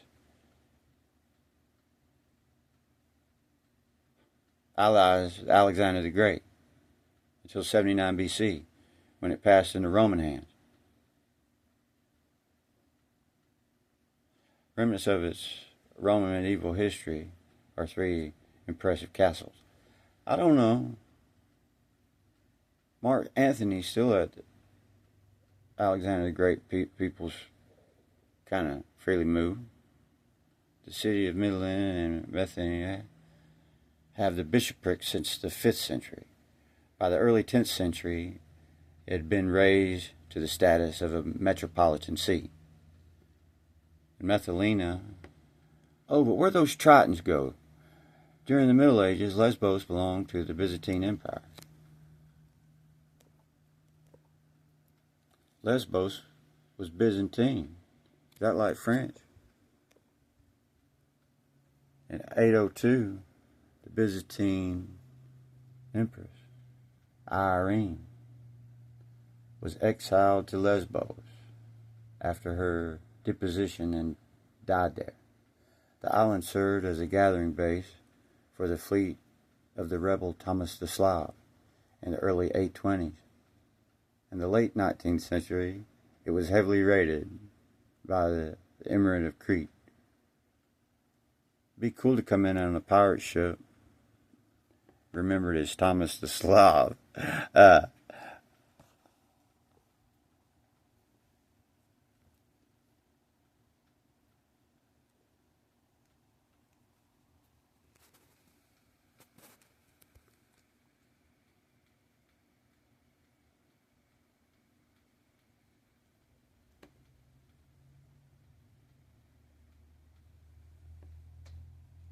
The island was governed by an oligarchy in archaic times, followed by quasi-democracy in classical times. Around this time, Anon developed a type of poem called dithyramb. The dithyramb the progenitor of tragedy, and Terpander invented the 7-note musical scale for the lyre.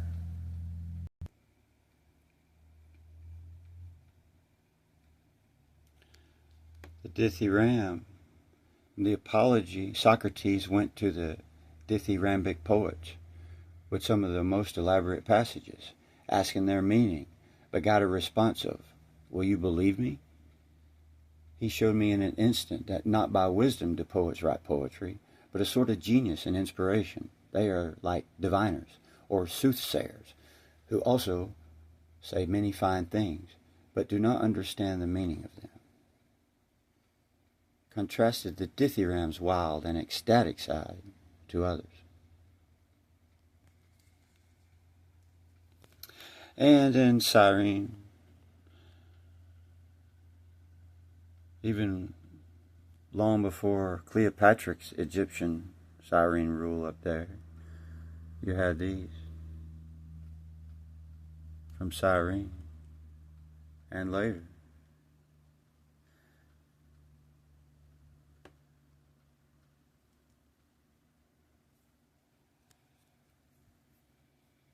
Cyrene.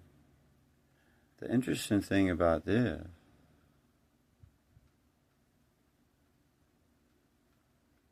is another hat, like on the big statues. And this right here, it's credited to a individual, but you know, other people have turtle shells and stuff in the past. But this guy's kind of like Columbus. He just kind of put it on a map so it'd be remembered.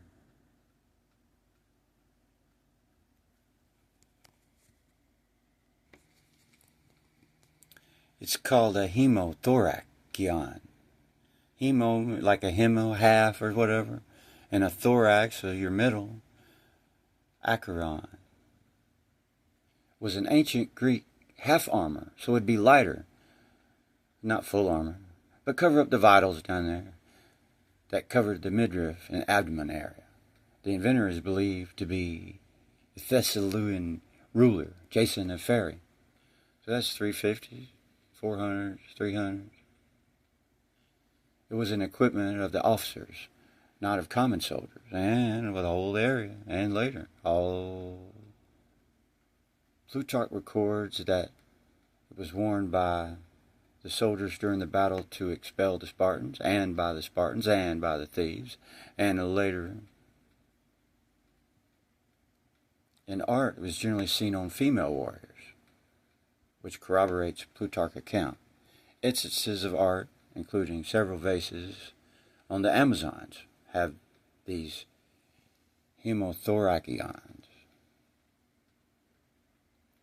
A usual intact terracotta mold from Morgantina, dating from the first half of the 4th century, according to that calendar, is Artemis wearing the body armor by Jason of Phthiotian.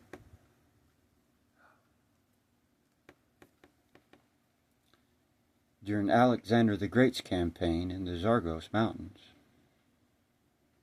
whose army reorganization took place, he's recorded to have ordered his units to use hemothoracion instead of the full body armor. Jason, Cyrene. Yeah, they were considered some pagan polytheists. They embraced a form of monism. In late Neoplatism, the spiritual universe is regarded as a series of emanations, they say, from one. From the one emanated a divine mind, and in turn, divine mind emanated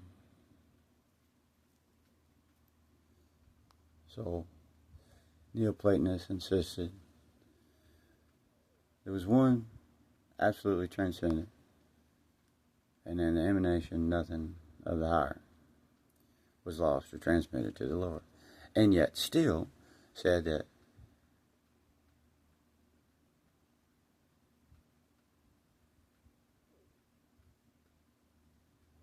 nothing had to come from something.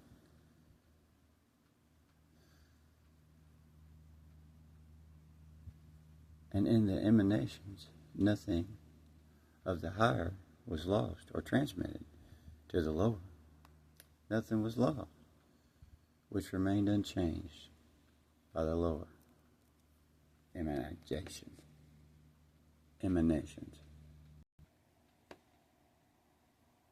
And then they'll get you fighting over another word. Out of or from. What's the definitions? Out of something or from something? Can it be out of nothing but from a something? But if you interpret it out of nothing, then you're saying something, nothing can create something. And they never said that. That doesn't mean that the something has to have something else to create something.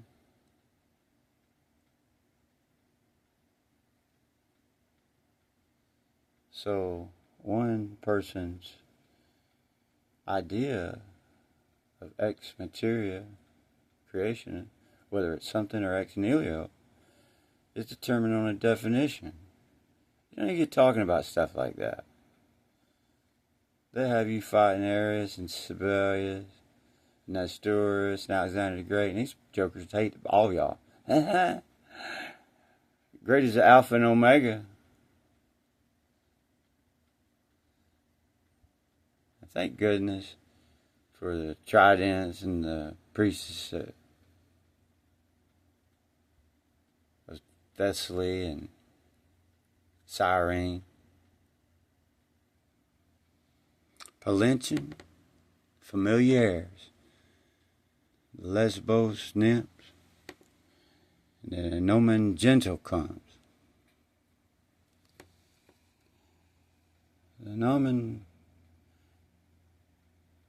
Gentilcomes, often shortened to Nomen, was a central family or clan name by a certain sex, and you could identify with certain peoples more than others.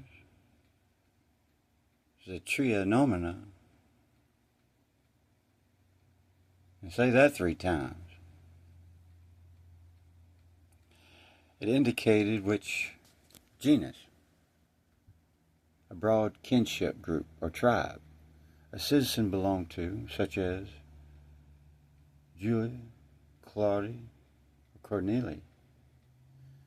Hereditary, passed down from father to children, functioning similar to modern day last names. Or the gentilcom. The nomen was typically shared by all family members, but it took on masculine or feminine endings in some tribes, more frequently and less than in others, depending on the individual sex. Masculine ends in us, like Julius, but then there's those outliers that are Greeks that don't even have the same alphabet used predominantly. Many nomina were formed by adding a patronymic suffix, usually "ius," to the father's given name, Claudius. And that's how why we get back to the coins about drachma or suffix to the father's given name. They were considered the most important part of a Roman's name. These same people that said your funeral services were pagan leftovers and tried to burn you as a witch. And there was 1 tart, 2 parts, and 3 tarts, more important parts and tarts and tart parts and parts of tarts of the Romans' name for legal and inheritance purposes. A 3-name formula, trinomina, for an adult male Roman citizen, the nomen sat the middle of his 3 official names. Praenomen, the personal given name. Gaius Marcus, nomen gentilcom, is the clan name of the Julius tribe, and the cognomen, an identifier for the specific family branch, or a nickname, They call me bro. Caesar. Woman in naming. In the early days, Roman women had a personal name, but this eventually fell out of use. For most of Roman history, women were primarily identified by the feminine form of their fathers, nomen genocum. If there were multiple daughters, they would be distinguished by adding modifiers like major, the elder, or minor, the younger, and by personal. So major was the elder, the oldest, and minor was the younger, the youngest. In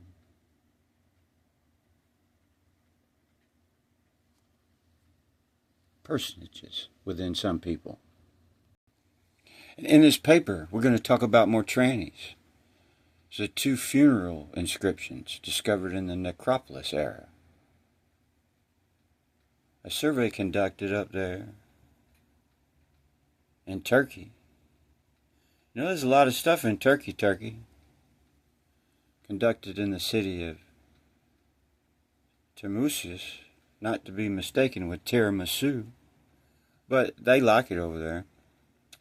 Both inscriptions belong to the Roman period. However, according to the nomen gentilcum employed in their inscriptions, the first is dated to before, while the later is dated after 212. Because Antonina and the Constitutio has something to do with the nomen gentilcum, so they decided to date them separate and earlier, and then they're going to tell you that they're mentioned under the same name, but they're going to say that that name can't be with that because of something. The first inscription is by a person, Android, and that even is close to trannies. Androgens.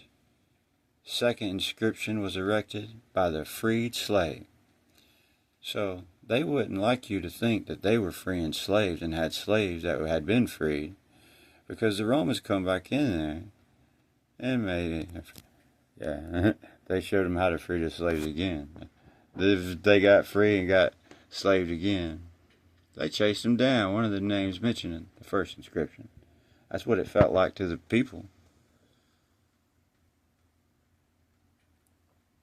It's the first time documented at Tiramisu. While the second inscription, well, if he was freed enough to have a gravestone and a sarcophagus, while the second inscription, he was doing all right and written in the form often documented. The cursed part of the first inscription is documented. Inscription. The penalty treasure, both inscriptions, points to the temple of the Zeus and Solmius. And the penalty amounts are the same. The Solmius. From the beginning of the program. It was the people. But the inscriptions, they're in Greek. And it's nice Greek.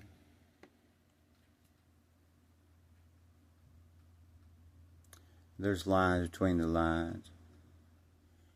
And it tells of Androgenes, son of Phelcrus, had his tomb built only for himself, formerly deceased wife. Alpha and Omega is great for the previous deceased children. Focus, Achaeos, Lolas, Pamphyline, sister, Pamphyline. No one else is allowed to open this tomb nor bury anyone. And whenever you attempt this, let there be a suffering similar to what I had suffered. And will have to pay 1,000 denarii to the Sumulus God's church here in the town. Yeah, they don't like you to party on a Sabbath that they don't party on.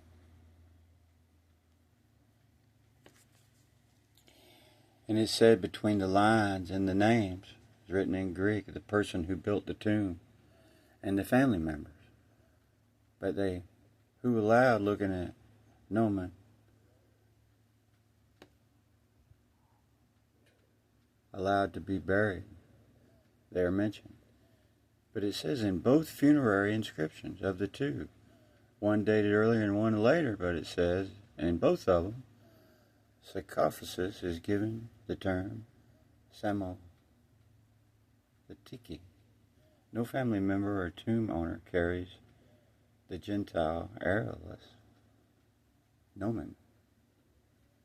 But if they're not going by some airless like you are, how you going to know if it's earlier or late? For this reason, the inscription can be dated to before 212. Yeah, I think so as well. But the other one should be as well also. Or if not, I need a reason, although the name of the owner of the tomb has not been documented to date. It also bears unusual form phonetically, and they didn't write phonetically. They slurred. They slurred. They slurred. They slurred like a diphthong. Nomenclature. Nomentevius. And the Lesbos nymphs of the name carved in Vos and Vos and Bos. It's like the W and Omega. The stone should take you, in another case, to other words. This name has far only been found in the Pisidian city of Timbradia. The Pisidian city of Timbradia. One more time. The Pisidian city of Timbradia. It is documented on the stele.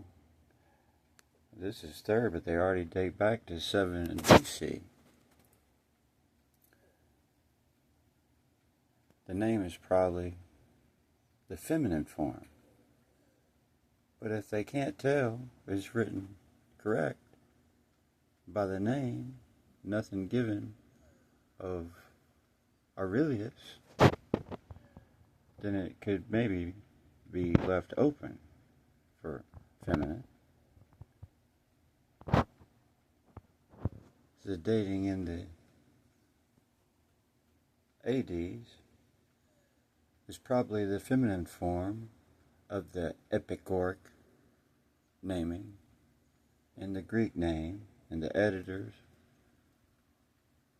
and associate with other words in Greek by the diphthongs and by the nomen and the suffixes and prefixes and the family names documented in Cilicia and in Greek. In the Cilicia, documented Gentivius case and the Pampilian dialect. The same dialect, more emphasis than some other familiar Greek, not Latin, emphasizing that the name here may also be masculine. And that's where we need to get to. Here's your training, emphasizing that the name here may also be masculine. So it's probably feminine, but the name which may also be masculine, but they leave open the possibility of it being feminine. This name, which is clearly feminine, dative's case in this inscription from Termissus,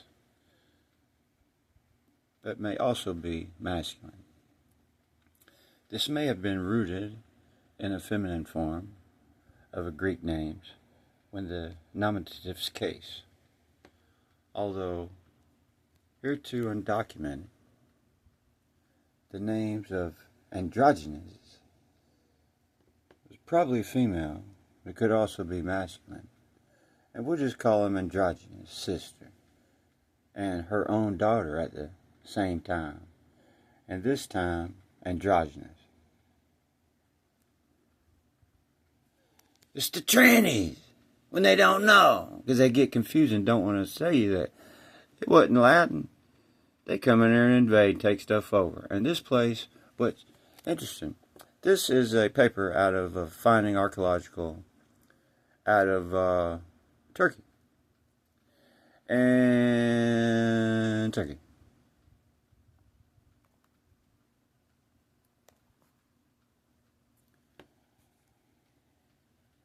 Funerary inscriptions. Now these were actually found over lower to the bottom of the mountain. The ones that were on the top are interesting.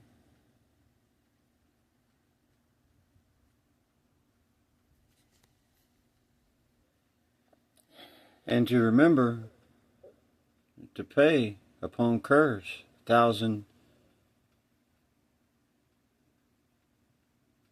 denarii to Zeus's Solimus treasury. The Solimus was a town, us. It was an us, dates back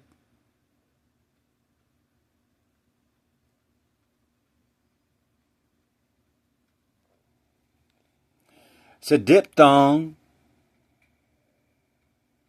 Lesbos, nymph, diphthong, and dithyramb. Dithyramb, diphthong. Diphthong and a monophthong is a pure single vowel.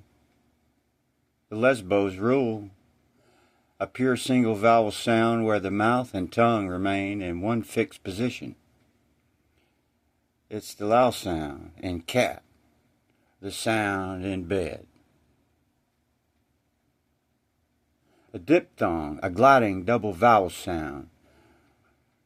It's like rolling the R's, but in another way. A gliding double vowel sound where the articulation transitions from one position to another, like la la la la la, gliding and gliding to make the word bite. Ite. Diphthong versus digraph. The terms are frequently confused in reading and phonics. A diphthong describes the sound being produced, blending two vowel sounds together. A digraph is a spelling convention in which two letters are used to represent a single sound, which may or may not be a diphthong. The word in the sound I, as in bread, creates a single short monophthong. But the OI, two vowels in coin, creates a diphthong. It's a oi, ships ahoy. It's a diphthong. A diphthong is a complex speech sound that begins with one slurring to another slurring, with one vowel sound that glides into another within the same syllable, often referred to as gliding vowels. Slippery slopes, folks. They require the mouth, tongue, and jaw to physically shift positions to complete the sound. So we got gnomons trying to determine if they're male or females in diphthongs. While pronunciation varies across dialects, the English language typically features 8 primary diphthong sounds, categorized by the sound they glide towards. Let's do the electric diphthong slide, ending in the E sound. Re, as in light, bike, or pie. Then the A, as in pay, cake, or rain. As in boy, oi, chips ahoy, give me coins or toys. Double O sound. Then O, there's a O and omega together. That's almost omega omega, as in cow, house or out. And O, as in a long O, is not a oo, but a O, as in goat, show or low. He brought a goat. If he accidentally just couldn't get along, they got along with the diphthong. But that place comes from a Greek term, and it's called termesos, not to be mistaken with tiramisu. And see, this is Turkey. But if you turn the map around this way, however you're going to do it, yeah. But this is further in. But right in here, somewhere, they built the water up. But before, or the water went further back in there. The water right here is at a point, and it goes further back in there. And in this place right here, where they found this paper, at the bottom of the hill, that stuff dated in that paper, saying it freed slaves. And we know that Ephesus is in here, and we know that there was another Ephesus in here. Then the Romans moved it in, and then after it, the land spread back in that bay, that they had to move it again closer to the water, because it was a good port town. But this is one that's been old as old, and they'll tell you it came from a date. But Termossus is one of the best preserved of the ancient cities in Turkey. The city was founded by the Sormi, who were mentioned by Homer in the Iliad. And this is the interesting thing. It's like later Ephesus, where the library got burned over there, and then another one, and then it got tore down, and got an altar brought to it, then brought over Rome even further in, and used at Ephesus, with a big theater like this. What's interesting, though, they're going to tell you this was Alexander couldn't get up in here or whatever and whatever. But you know what? It says that Alexander got along at first. And when he held his banquets and Olympic Games and friendly discussions, he held the Athenians and the Greeks up high. And even when they fought over in Thessaly and all, they warned them if they uprail certain ones to not destroy Sparta over there on the other side. It's these same people. But it wasn't until later they come down and they got insiders whispering and burnt stuff down, and then they moved it and moved it and moved it again. This is a place. It's also another literature. Belarus could have been a local hero. It's invited sorts of speculation. Who is that? Stephen Byzantine talked about it. It was just known history of tradition getting passed down. That doesn't mean it's like Cassandra said. Just because I bow to a cry, for you to say God doesn't like love himself. They're trying to start something. The only other authors to mention Belarus killed riding on Pegasus, killed by Bellerophon, are two Byzantine scholars, John Setz and Euthymius of Thessaly, Thessalonica, who both seem to follow the name of the history of the Thessalies and the Lesbos.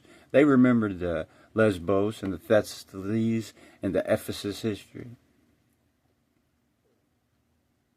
And some people wrote stuff down. Robert Graves suggests possible etymology. But the story is the story. And there are fragments. Euripides lost tragically. Bellerophon. He accidentally harmed somebody, is what they said, and got banished. There's over 30 quotations. These same people, the tragic outcome, an attempt to storm Olympus on Pegasus, an outspoken passage in which seems to doubt the gods. So, what's going on, in other words? That's all. It appears that way due to his contrast between the wicked and impious, who live lives of ease with the suffering of the good. Why does bad thing happen to good people? Is apparently the basis for Aristophanes' imputation of atheism to the poet. And now with that, we can add it to Archimedes and Aristotle and Plato and Socrates. We're going to add Aristophanes and his opinion on judgment. Crediting it to scribe pens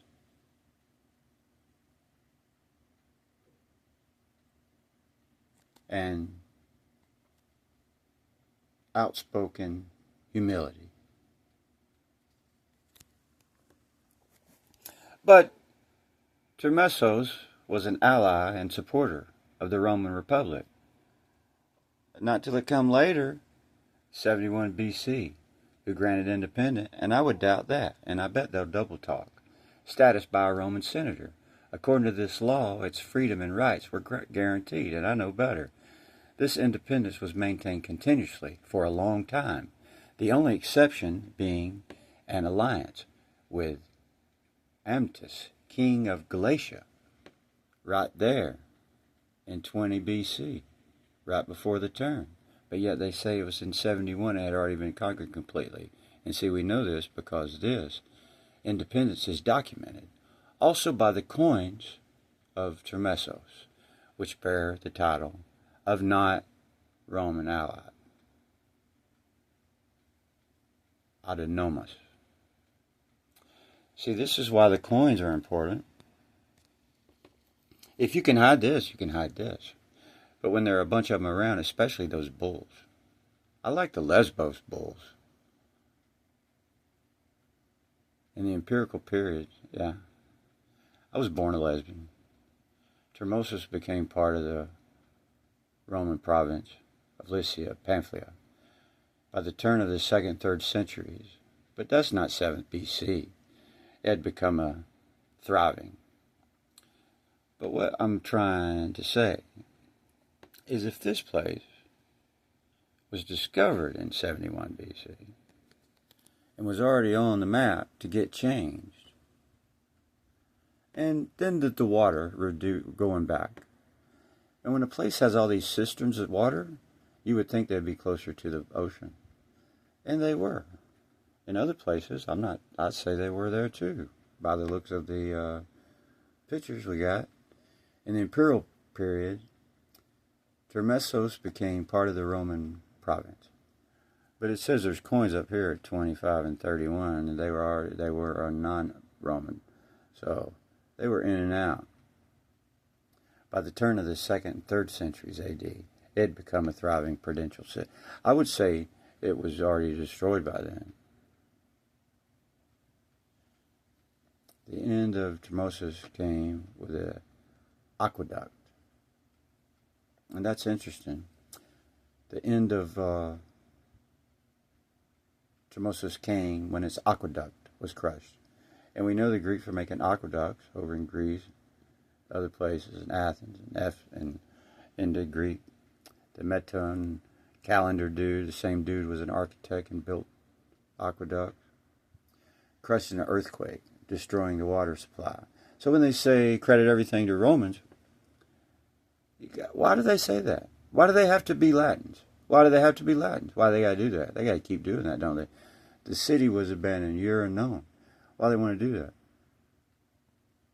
If you just keep on with Castron Pollux, and that would be okay. But then you want to claim dominance, seems like. This place was already Greek. I think the water was up. We'll see. Because of evidence. The city was abandoned, year unknown. Then they tell you the end. Kind of like, oh yeah, and by the way, there's coins at the turn of the century, and by the way, the city was abandoned, year unknown. Which helps explain its remarkable state. Because they tore it up and moved it. That's written. Places like this. You know, every 1984 book with a big old eye on it. That's what the girl said. She said, "That's my book." I said, okay.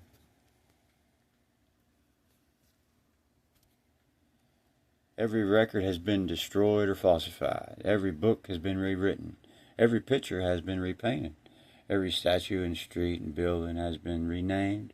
Every date has been altered. And as soon as we utter it, they'll know it, and the spirit of the air will get moving on it, and they'll throw 1,000 weeds on the truth.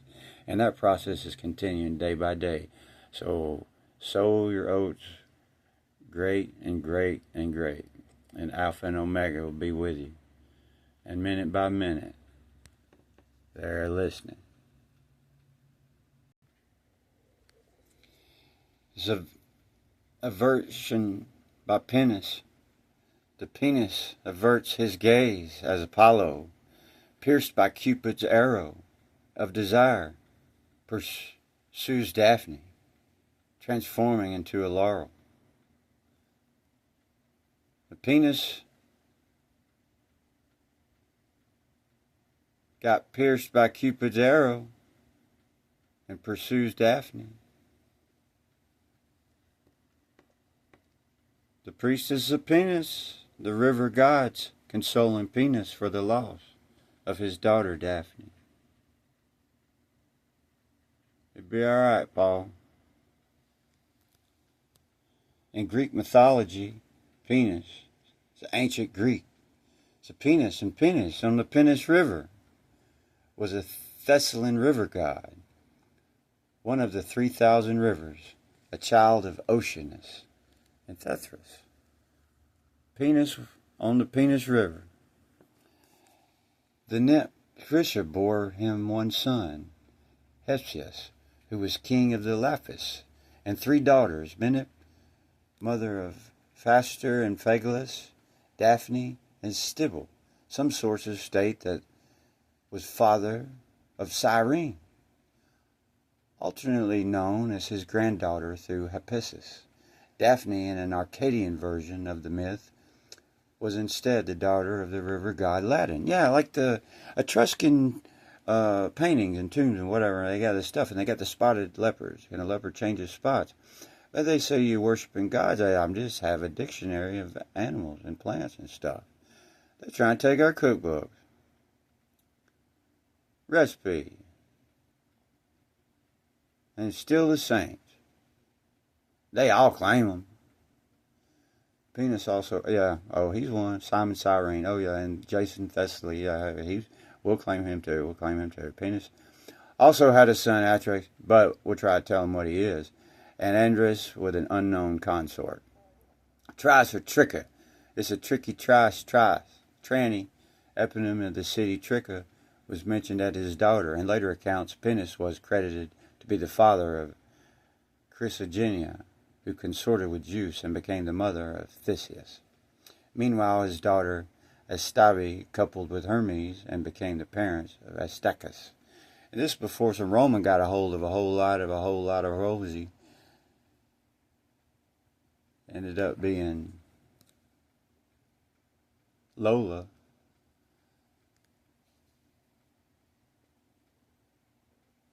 But damn, she's a man. But she wasn't. She's a daughter, father of Achilles, father of Peneus, according to Helsius.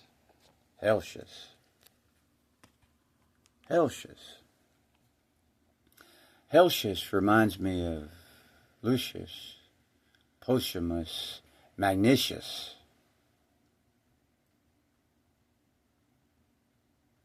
Peneus was credited to be the father of Chrysogenia, who consorted with Zeus and became a mother of Theseus. Meanwhile, his daughter, Astabe, coupled with Hermes and became the parents of Astacus, father of Achilles, father of Hippolytus, according to Hellanicus.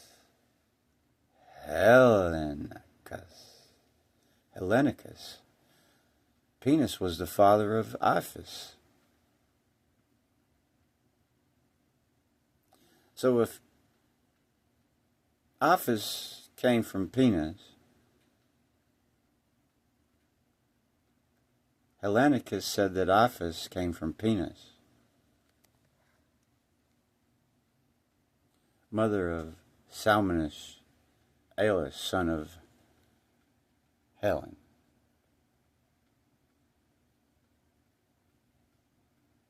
Well, son of Helen, I'll be a son of Helen. Eros shot Apollo with one of his arrows, causing him to fall in love with Daphne. It was Eros' plan that Daphne would scorn Apollo because Eros was angry. So the Athenians welcomed Macedonian dictatorship. They were okay. For a while, it was Eros' plan that Daphne would scorn Apollo because Eros was angry. Well, Eros was angry, and some sources state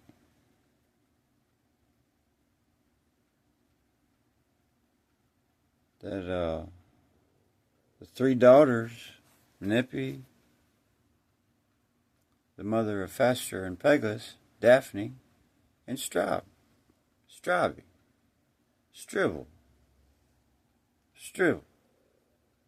Stilby, and Silby. Stilby and Silby. Peneus was the father of Iphis, mother. Eros shot Apollo with one of his arrows, causing him to fall in love with Daphne, because Eros was angry that Apollo had made fun of his skills. Eros also claimed to be irritated by Apollo's singing. Daphne prayed to the river god Peneus to help her. He changed her into a laurel tree, which later became sacred to Apollo. The story of Apollo and Daphne.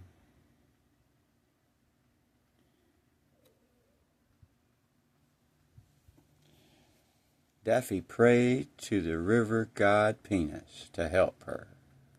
He changed her into a laurel tree, which later became sacred to Apollo. But what's interesting, it was just a history, but even Stephen Byzantium, they write about it. They write about other stuff. That's what's interesting in a lot of these authors. The Byzantium Stephanus,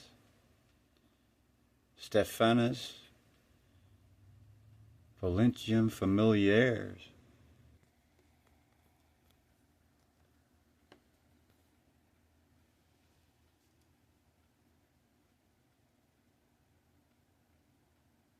The old line. That old line. I like the conch shell hat.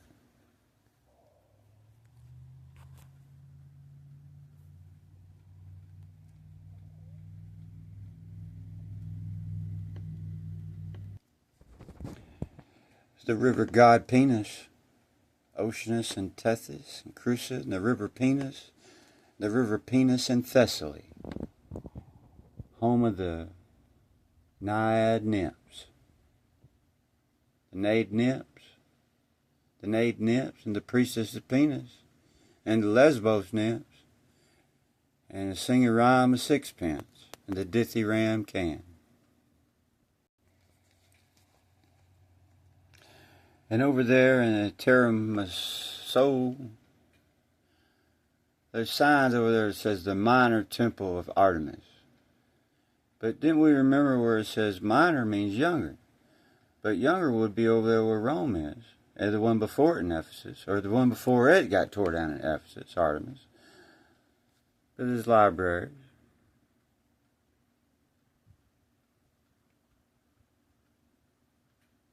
All the broken stuff.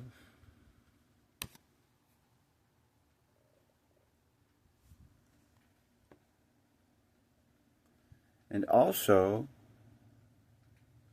an inscription the tomb of Alcetus. Alcetus. Well, if they say Alcetus with the nomen on the suffix, they could say Alcetus was a girl. Alcetus or Alcedo. But in some cultures, the A and the O, I mean, you can just simple like Spanish. You can't go by that genitum. But if you know, you know. And this is decided to be a guy on a horse. And this is found not at the bottom with the slave, and you say there was a slave and don't want it to be a freed person. You want them to say Rome freedom, I guess, so it came later. But this place was around a long time. And it's in Turkey. Alexander the Great's stepbrother's tomb. They said this came from the outlier family. So the giant theater got big walls over there in Turkey, pushed in, away from the water.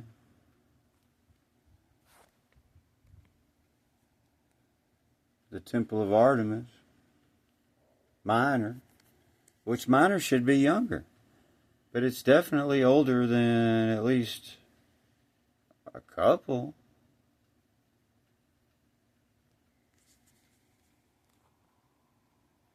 And as far as I know, this is Ephesus, the original Ephesian Ephesus, from way back, that were Alexander's friend, and ended up being, see, they say, well, they followed this and that and that and that, but yet his brother's there.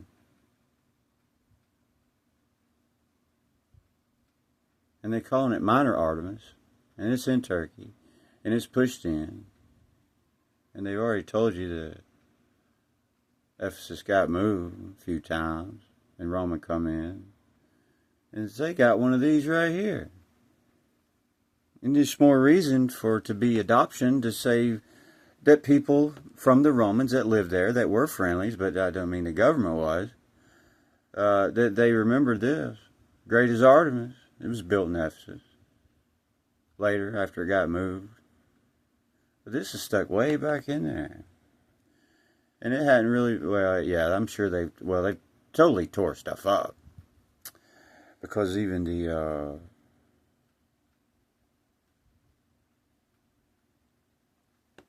decorations have been destroyed.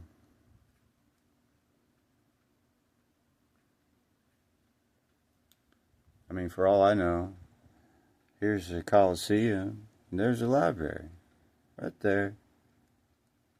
What's left of it, and there's another around here. Yeah. So it's grown in. I mean, look.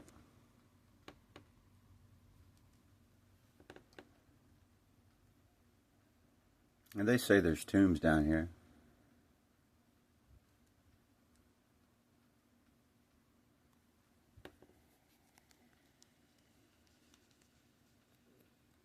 All this Greek architecture.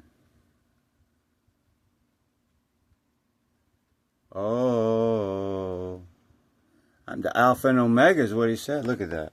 Don't touch my circles. Archimedes said don't touch my circles. See?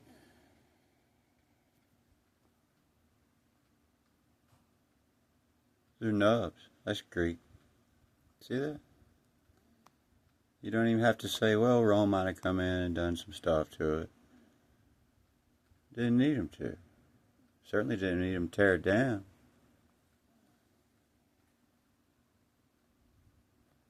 Yeah.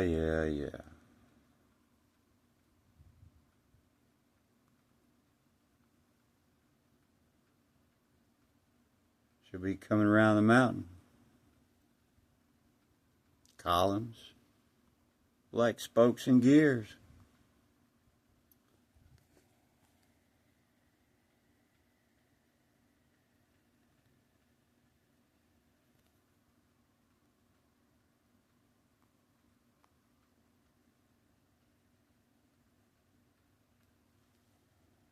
Yeah, that's certainly Greek. See alpha. See.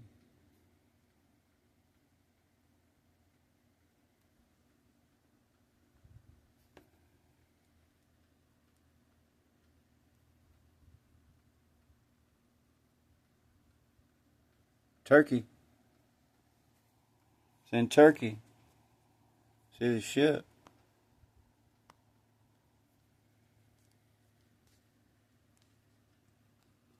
Way up on the mountain.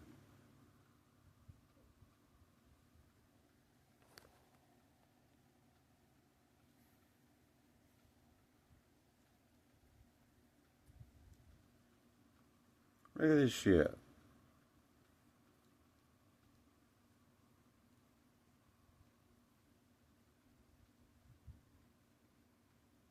Look at that spear.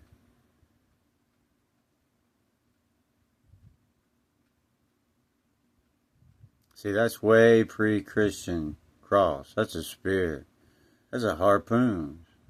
Those are mariners. Way up on the top. The water come in. There's cisterns all over this place.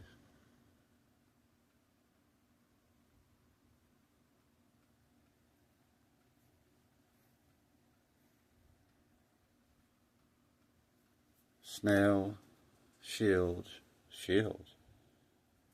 arrows.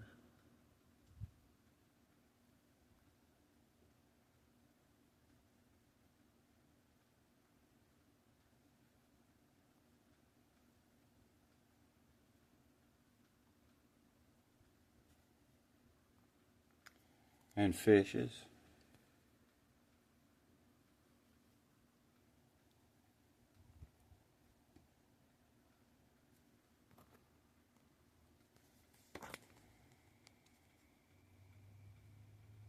Certainly fishes.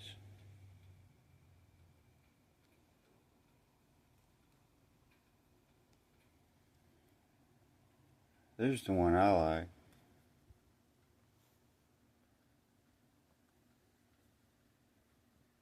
Look at the trident. Now that's some tritons up there in the woods.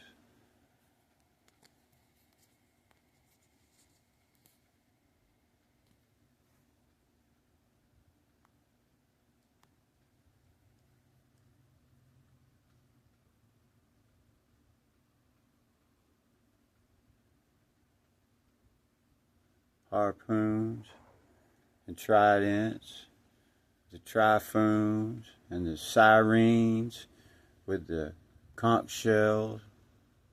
Almost looks like a squid. The conch shells and the dolphins. Look at those men standing up. They almost look like Easter Island stuff. Yeah. But the shield and the spears. Yeah. And the ship.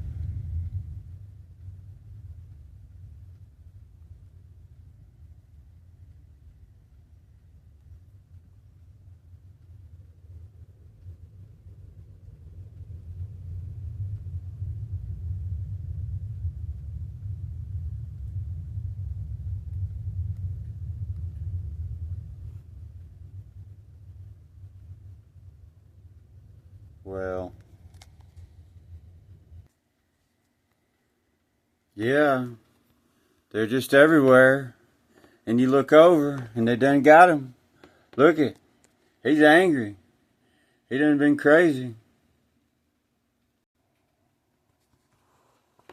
Was Isaiah 11:8, and the suckling child shall play on the asshole, and the weaned child, the sucking child, put his hand,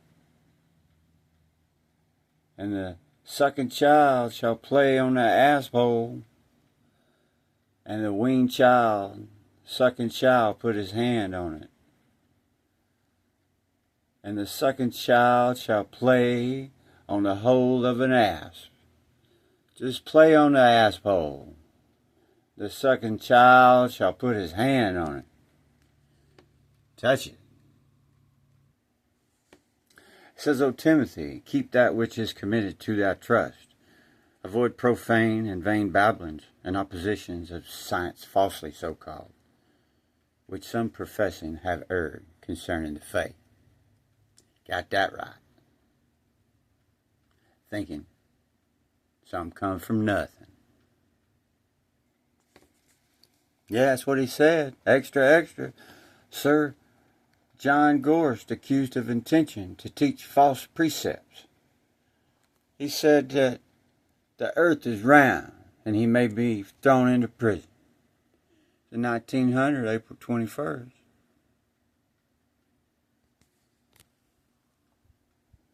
They said it's painful to read. He said he was the head of the British Education Department. He's in serious trouble. They all come out with pitchforks and matches. See the schools, Portsmouth, got infiltrated by the Latin Riot. Of course, even they got infiltrated. They said it was damnable in a damnable way. They said that the people weren't going to put up with it. But they kept saying they needed public schools. They said the same doctrine regarding shape. It was being taught elsewhere. Said it was a nebulous, frivolous, crazy little thing and provides certain pains and penalties, such as forfeiture of estate, burning of the state, if recalcitrant on certain issues. Ebenezer and his friends are worthy reputation.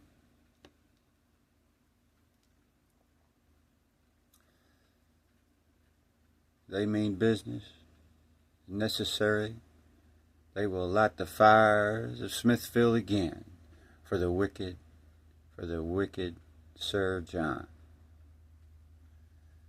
At last accounts, he was still at large, and so was Ebenezer. Ebenezer, Eliezer, have you any wool?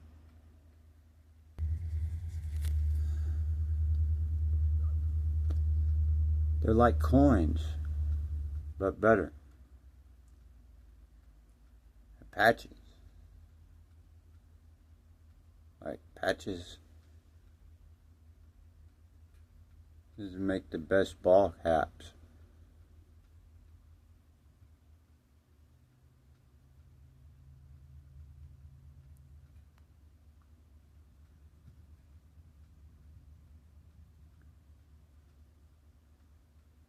I like the trident.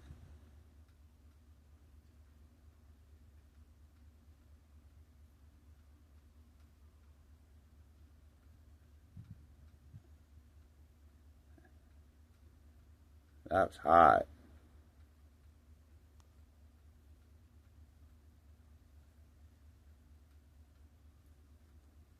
Bunch of wizards.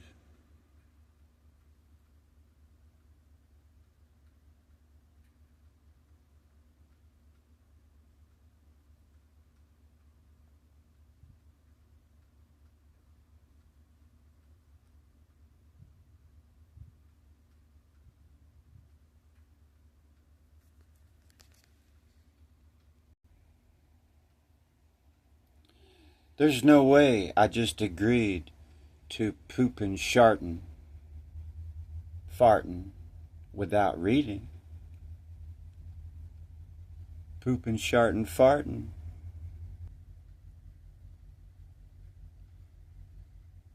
Detective poopin' shartin' fartin'. Full terms and conditions.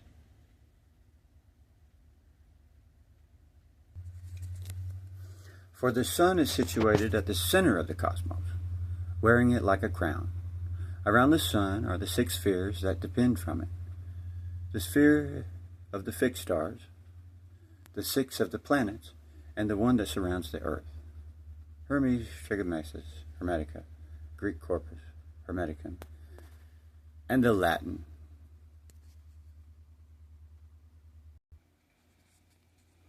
It says based on the transliteration of a Greek, which appears to be a transcription of the Greek. Destroying, doing away with, killing, or finishing off is a present participle of the verb, colloquial informal Greek term derived from the prefix z, meaning out, undoing. Canaan, doing, making. And the phonic spelling regarded relates to reeds, derived from without a reed, a stalk, out. It generally refers to cleared reeds, stripped stalks, or reeds removed. Clear reeds, this likely refers to cleared reeds, or cleared stalk beds, areas where reeds have been removed or cut down. Translation, cleared reeds or stripped stalks, referring to the physical material, cleared away, destroyed, burned down, shaken, tossed around. Reeds cleared away, referring to the action of clearing them.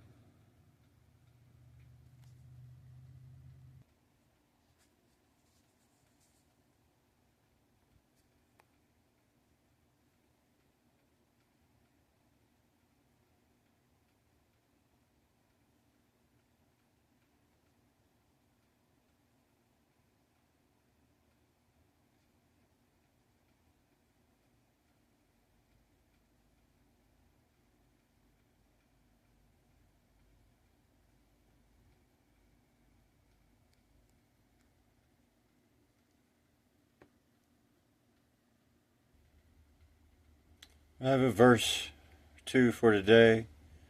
The daughter lay on the bed. The children first be killed. For it is not meet to take the children's bread, and to cast it into dogs. And she answered and said unto him, Yes, Lord, yet the dogs under the table eat of the children's crumbs. And he said unto her, For this saying, Go thy way, the devil is gone out of thy daughter. And when she was come to her house, she found the devil had gone out. But children first be killed.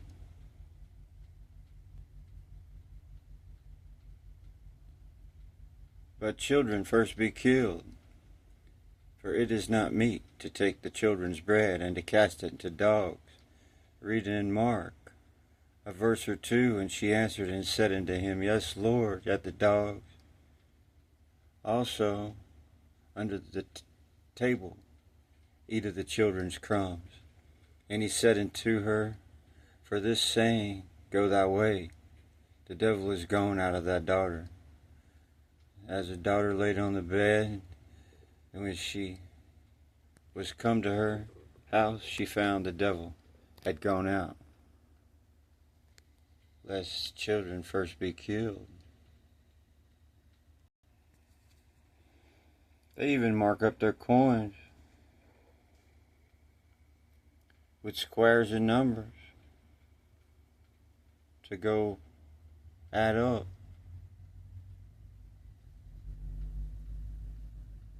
What are they doing?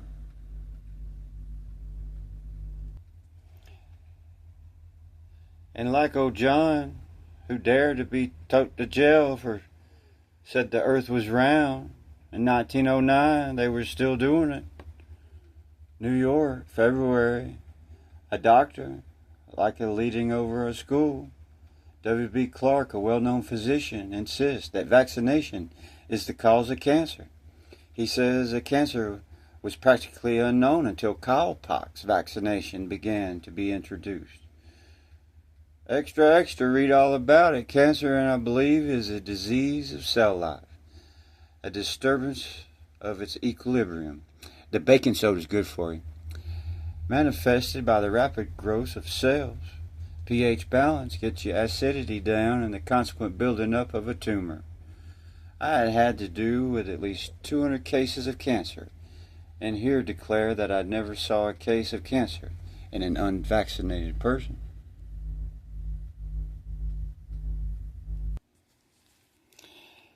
And the thing about it, these same Poseidon Tryphon dudes were all over right here with Seleucia and the Silures and the Poseidon, Hercules, Laodicea. There were different people, but not everybody got along in the same area.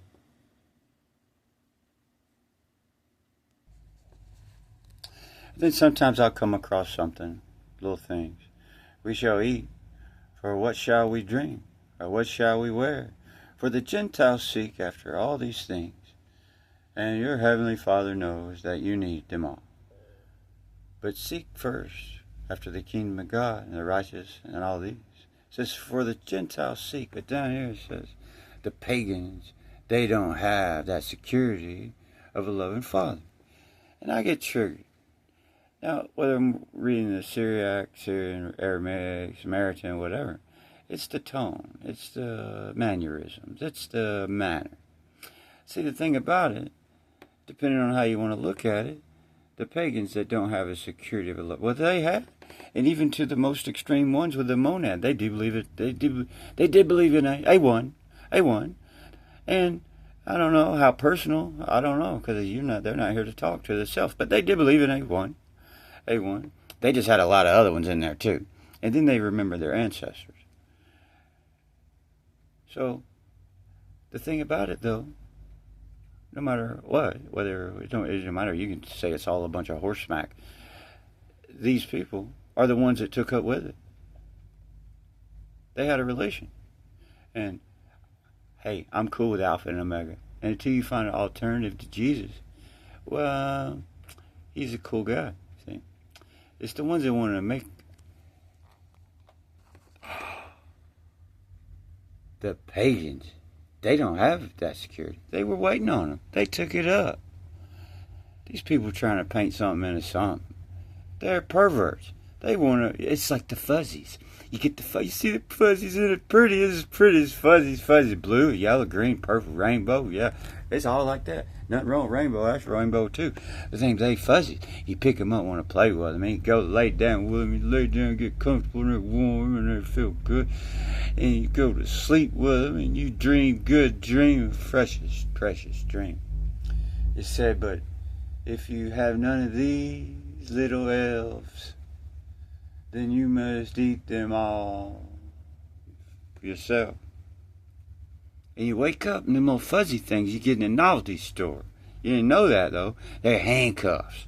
They're the handcuffs. You'll woke up with handcuffs on you. Just because I think so. Ephesus is not in modern day Greece. It's located in Seljuk, Turkey.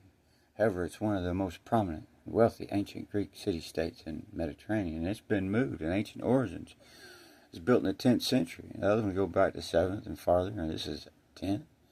Attic and Ionian Greek. It was one of the 12 ancient Greek cities that made up culture. They burnt the libraries too and moved all sorts of stuff around. The Temple of Artemis. You got one over there called the Minor if you hike up through south and in the woods. Home to one of the 7 wonders of the ancient world. But this one's already been moved to the Temple of Artemis, and they call it Minor, but it was obviously older than this one. After Greek rule, it came under the Roman Republic, 129. Under 129, it got moved and got over to the ocean. It's in, there's other islands all over that. And the Turks own, and they own northern Cyprus today. They got moved in, sliding in there doing that diphthonging going on. Wonder who's in charge over there in Cyprus. And if Ephesus is over here now, and it was further out, and all this is Turkey right over here. Got a big turkey gobble. This other terror place over here with a label on the water where it used to come in. They had to move it. Where's it at? Down here? Or is it over here? And what's crazy is if you're from this perspective over here in Egypt, when they say North Egypt, they're actually south down here, because they got that frame over there. And when they say it's the southern Egypt, it's actually up there towards Alexander. To some people, I ain't saying everybody is, but that's the trick. It ain't really a trick, it's just understood. And if those same people over here writing about stuff, and if they're thinking in orientation, this is north and this is south. So even the people who's writing it, they could be honest as honest. But anyway, they're calling this Turkey. So Ephesus did get moved, though. The library did get bent. But I think that's neat over there. There's no water there now. You'd have to look. There's cisterns and stuff to collect water. On the top of the mountain. The water was close. And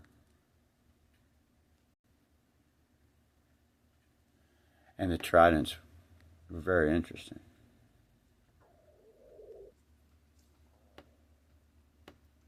They always do. Coming. They're running. They're stabbing. They're running. They're stabbing. Well, I'm not going to get to the definitions. I'm going to have to finish it up. It'll take a week for this to upload. If not, we'll get to this. Eventually, maybe. Unable to find information about the sale of the Encyclopedia Britannica rights in 12 or 13 or 14 or whatever. However, it is known that in 12, the company announced that it would discontinue the production of the 32-volume printed edition of the Encyclopedia Britannica. The company decided in 2010 version, which cost $1,400, would be the final edition. The company will still sell its online version. You got the CD-ROM and stuff, an online version, a subscription. And they did come out and make another hard copy. Price of $70 per year. But even that only accounts for 15% of Britannica's revenue. But it was sold. And like I told the king to leave the doctors alone, the Praetorian Guard came out. I told the queen I don't put up with it. I don't say much, and no, the private sale, if you want it, that's fine. The only time you should step in is if a hostile wants to buy the rights to the very name of Encyclopedia Britannica. Should have anteed up. Because along with those, if memory serves you right, Britannia also acquired Merriam-Webster's dictionary. We remember. Chicago. And they'll give you a story an hour later. But that's not even half of it. They said they'll continue, and they got a CD. But we'll get to that next time. It says this page is from the 1906 encyclopedia. Details the history of our final Jason for the evening. A high priest who held office roughly 174 to 171 B.C. The text describes Jason's efforts to Hellenize Jerusalem, including erecting gymnasiums and sending representatives to games in honor of Hercules. So he was described as Hellenizing Jerusalem. It also covers another term, Jason of Cyrene. The Cyrenians with the conch shells on the head. And this was around what time? They say 100 to 174. This says, on the other hand, Jason of Cyrene wrote a history. The Ephesus Libraries get burned and tossed and tore down, and great as Artemis. And then they tell you with the diphthongs and the numinas that the minor and the majors is the olders and the minors are the youngers. But then they name that minor and it's been tore down long before the other one's over there standing, which should be minor. That's a major over there in the woods. On the other hand, Jason of Cyrene wrote a history, of which 2 Maccabees is a summary, glorifying the temple and violently attacking the Jewish Hellenizers. But his manner of writing history is typically Hellenistic. In addition, 3rd Maccabees, 1st century, is a work of others. It's the Jason, the 30 Tyrants. The 30 Tyrants, you ought to read that. Priestess of Peneus and the Lesbo Nymphs, pollinating familiares. Mythostoricis, the 30 Tyrants of Jason. So it says, on the other hand, glorifying the temple and violently attacking the Jewish Hellenizers. They can't decide if he's coming or going, or he or she, and they call him Jason of Cyrene, is an unknown Hellenistic Jew. While Greek-speaking, he still favored the rebel Maccabees in their revolt against the Seleucid Empire. The rebels included both traditionalist, Aramaic-speaking Jews, as well as Greek-speaking Jews, who opposed the anti-Jewish decrees of King Antiochus Epiphanes. They opposed the anti-Jewish decrees of King Antiochus Epiphanes, opposing the anti-Jewish decrees of King Antiochus Epiphanes. The 4th. Cyrene, Libya. Where's that over there? Alexander's? Mark Antony and Cleopatra's? Building up a temple. Cyrene, Libya, in the Hellenistic era, was a province of the western edge of the Ptolemaic kingdom, which also included Egypt and Cyprus. And you read over there about Cyprus. They got mad because Pompey was messing around with the Romans too much, and they revolted. He was supposed to come down there and help the Greeks. Yeah. Was part of the Ptolemaic kingdom, which also included Egypt and Cyprus. Diaspora Jews had spread through Ptolemaic lands in this area, so him being a Cyrene is plausible. Well, Jason of Cyrene sent money back and forth, built a temple in Onas, Cleopatra, later in Alexandria in Egypt, on the long-standing Ptolemaic rivalry with the Seleucids that had resulted in the Syrian wars would have meant that supporting the Maccabees and opposing the Seleucids would have aligned with the politics of the government. Which government? So there would be little fear of censorship.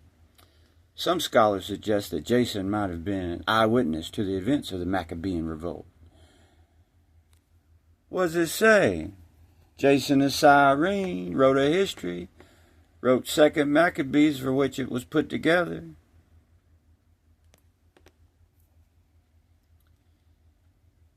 Some scholars suggest that Jason might have been an eyewitness to the events, the Maccabean revolt, and lived in Judea at some point.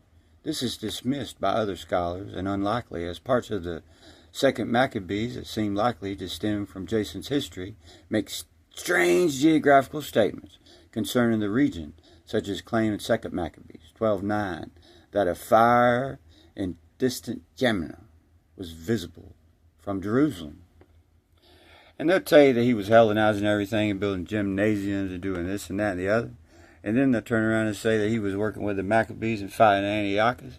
Jason's work is said to have been in 5 books, originally written in Koine Greek. Well, it could have been good old classical Greek, like Philo. I don't even know if he could write in Hebrew. Prove it to me. Like Just what they say with him. D. Vandiver over there to show me state Missouri, wherever it is. They show me to me, show it to me, prove it to me. Got to prove it to me. Original work, a lost and known only, and the epitome made, the author of 2nd Maccabees, who said he condensed the 5 books together according to the introductory chapters of 2nd Maccabees, also written in Greek. The story of Judas Maccabee and his brothers, and the purification of the great temple, and the dedication of the altar. And he got tricked and says he's going to be friends with Antiochus, and the trickster says I'm going to be friends with the other ones. You want to build alliances all around, change of names, building Tez's venture, and further the wars against Antiochus Epiphanes and his son Eupator. Was that Antipater and Peter and Antipater? It sounds like it though, Eupator. And the appearances that came from heaven. I know, y'all tired of Priest of Peneus. A few in number, they seized the whole land and pursued the barbarian hordes. Barbarian! Outsiders. Did they speak a different language? They had a different dialect. And regained possession of the temple, famously throughout the world, and liberated the city, and reestablished the laws that were about to be abolished, while the Lord with great kindness became gracious to them. All this, which was set forth by Jason of Cyrene, with the conch shells on his head, history, in 5 volumes, and the Tyrants, we shall attempt to condense into a single book, says. The epistemologist goes on to imply that Jason's original work discussed matters from every side. It got burned down, evidently, by the whisperers in the corners, lighting fires, and then blaming it on Alexander earlier. And they still doing it, and moving it around, and changing names, and coordinates, and latitudes, and longitudes, and you just want to go sail on a sail. Son of a sailor. Every side, take trouble with details, but the one who recasts the narrative should be allowed to strive for brevity of expression and to forego exhaustive treatment. Yeah, that same hat. It's like Cyrene's hat.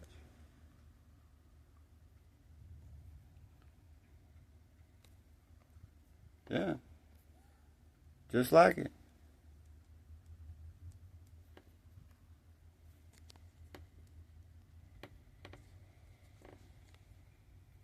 With the hemothoracic chest armor and the Cyrene hat.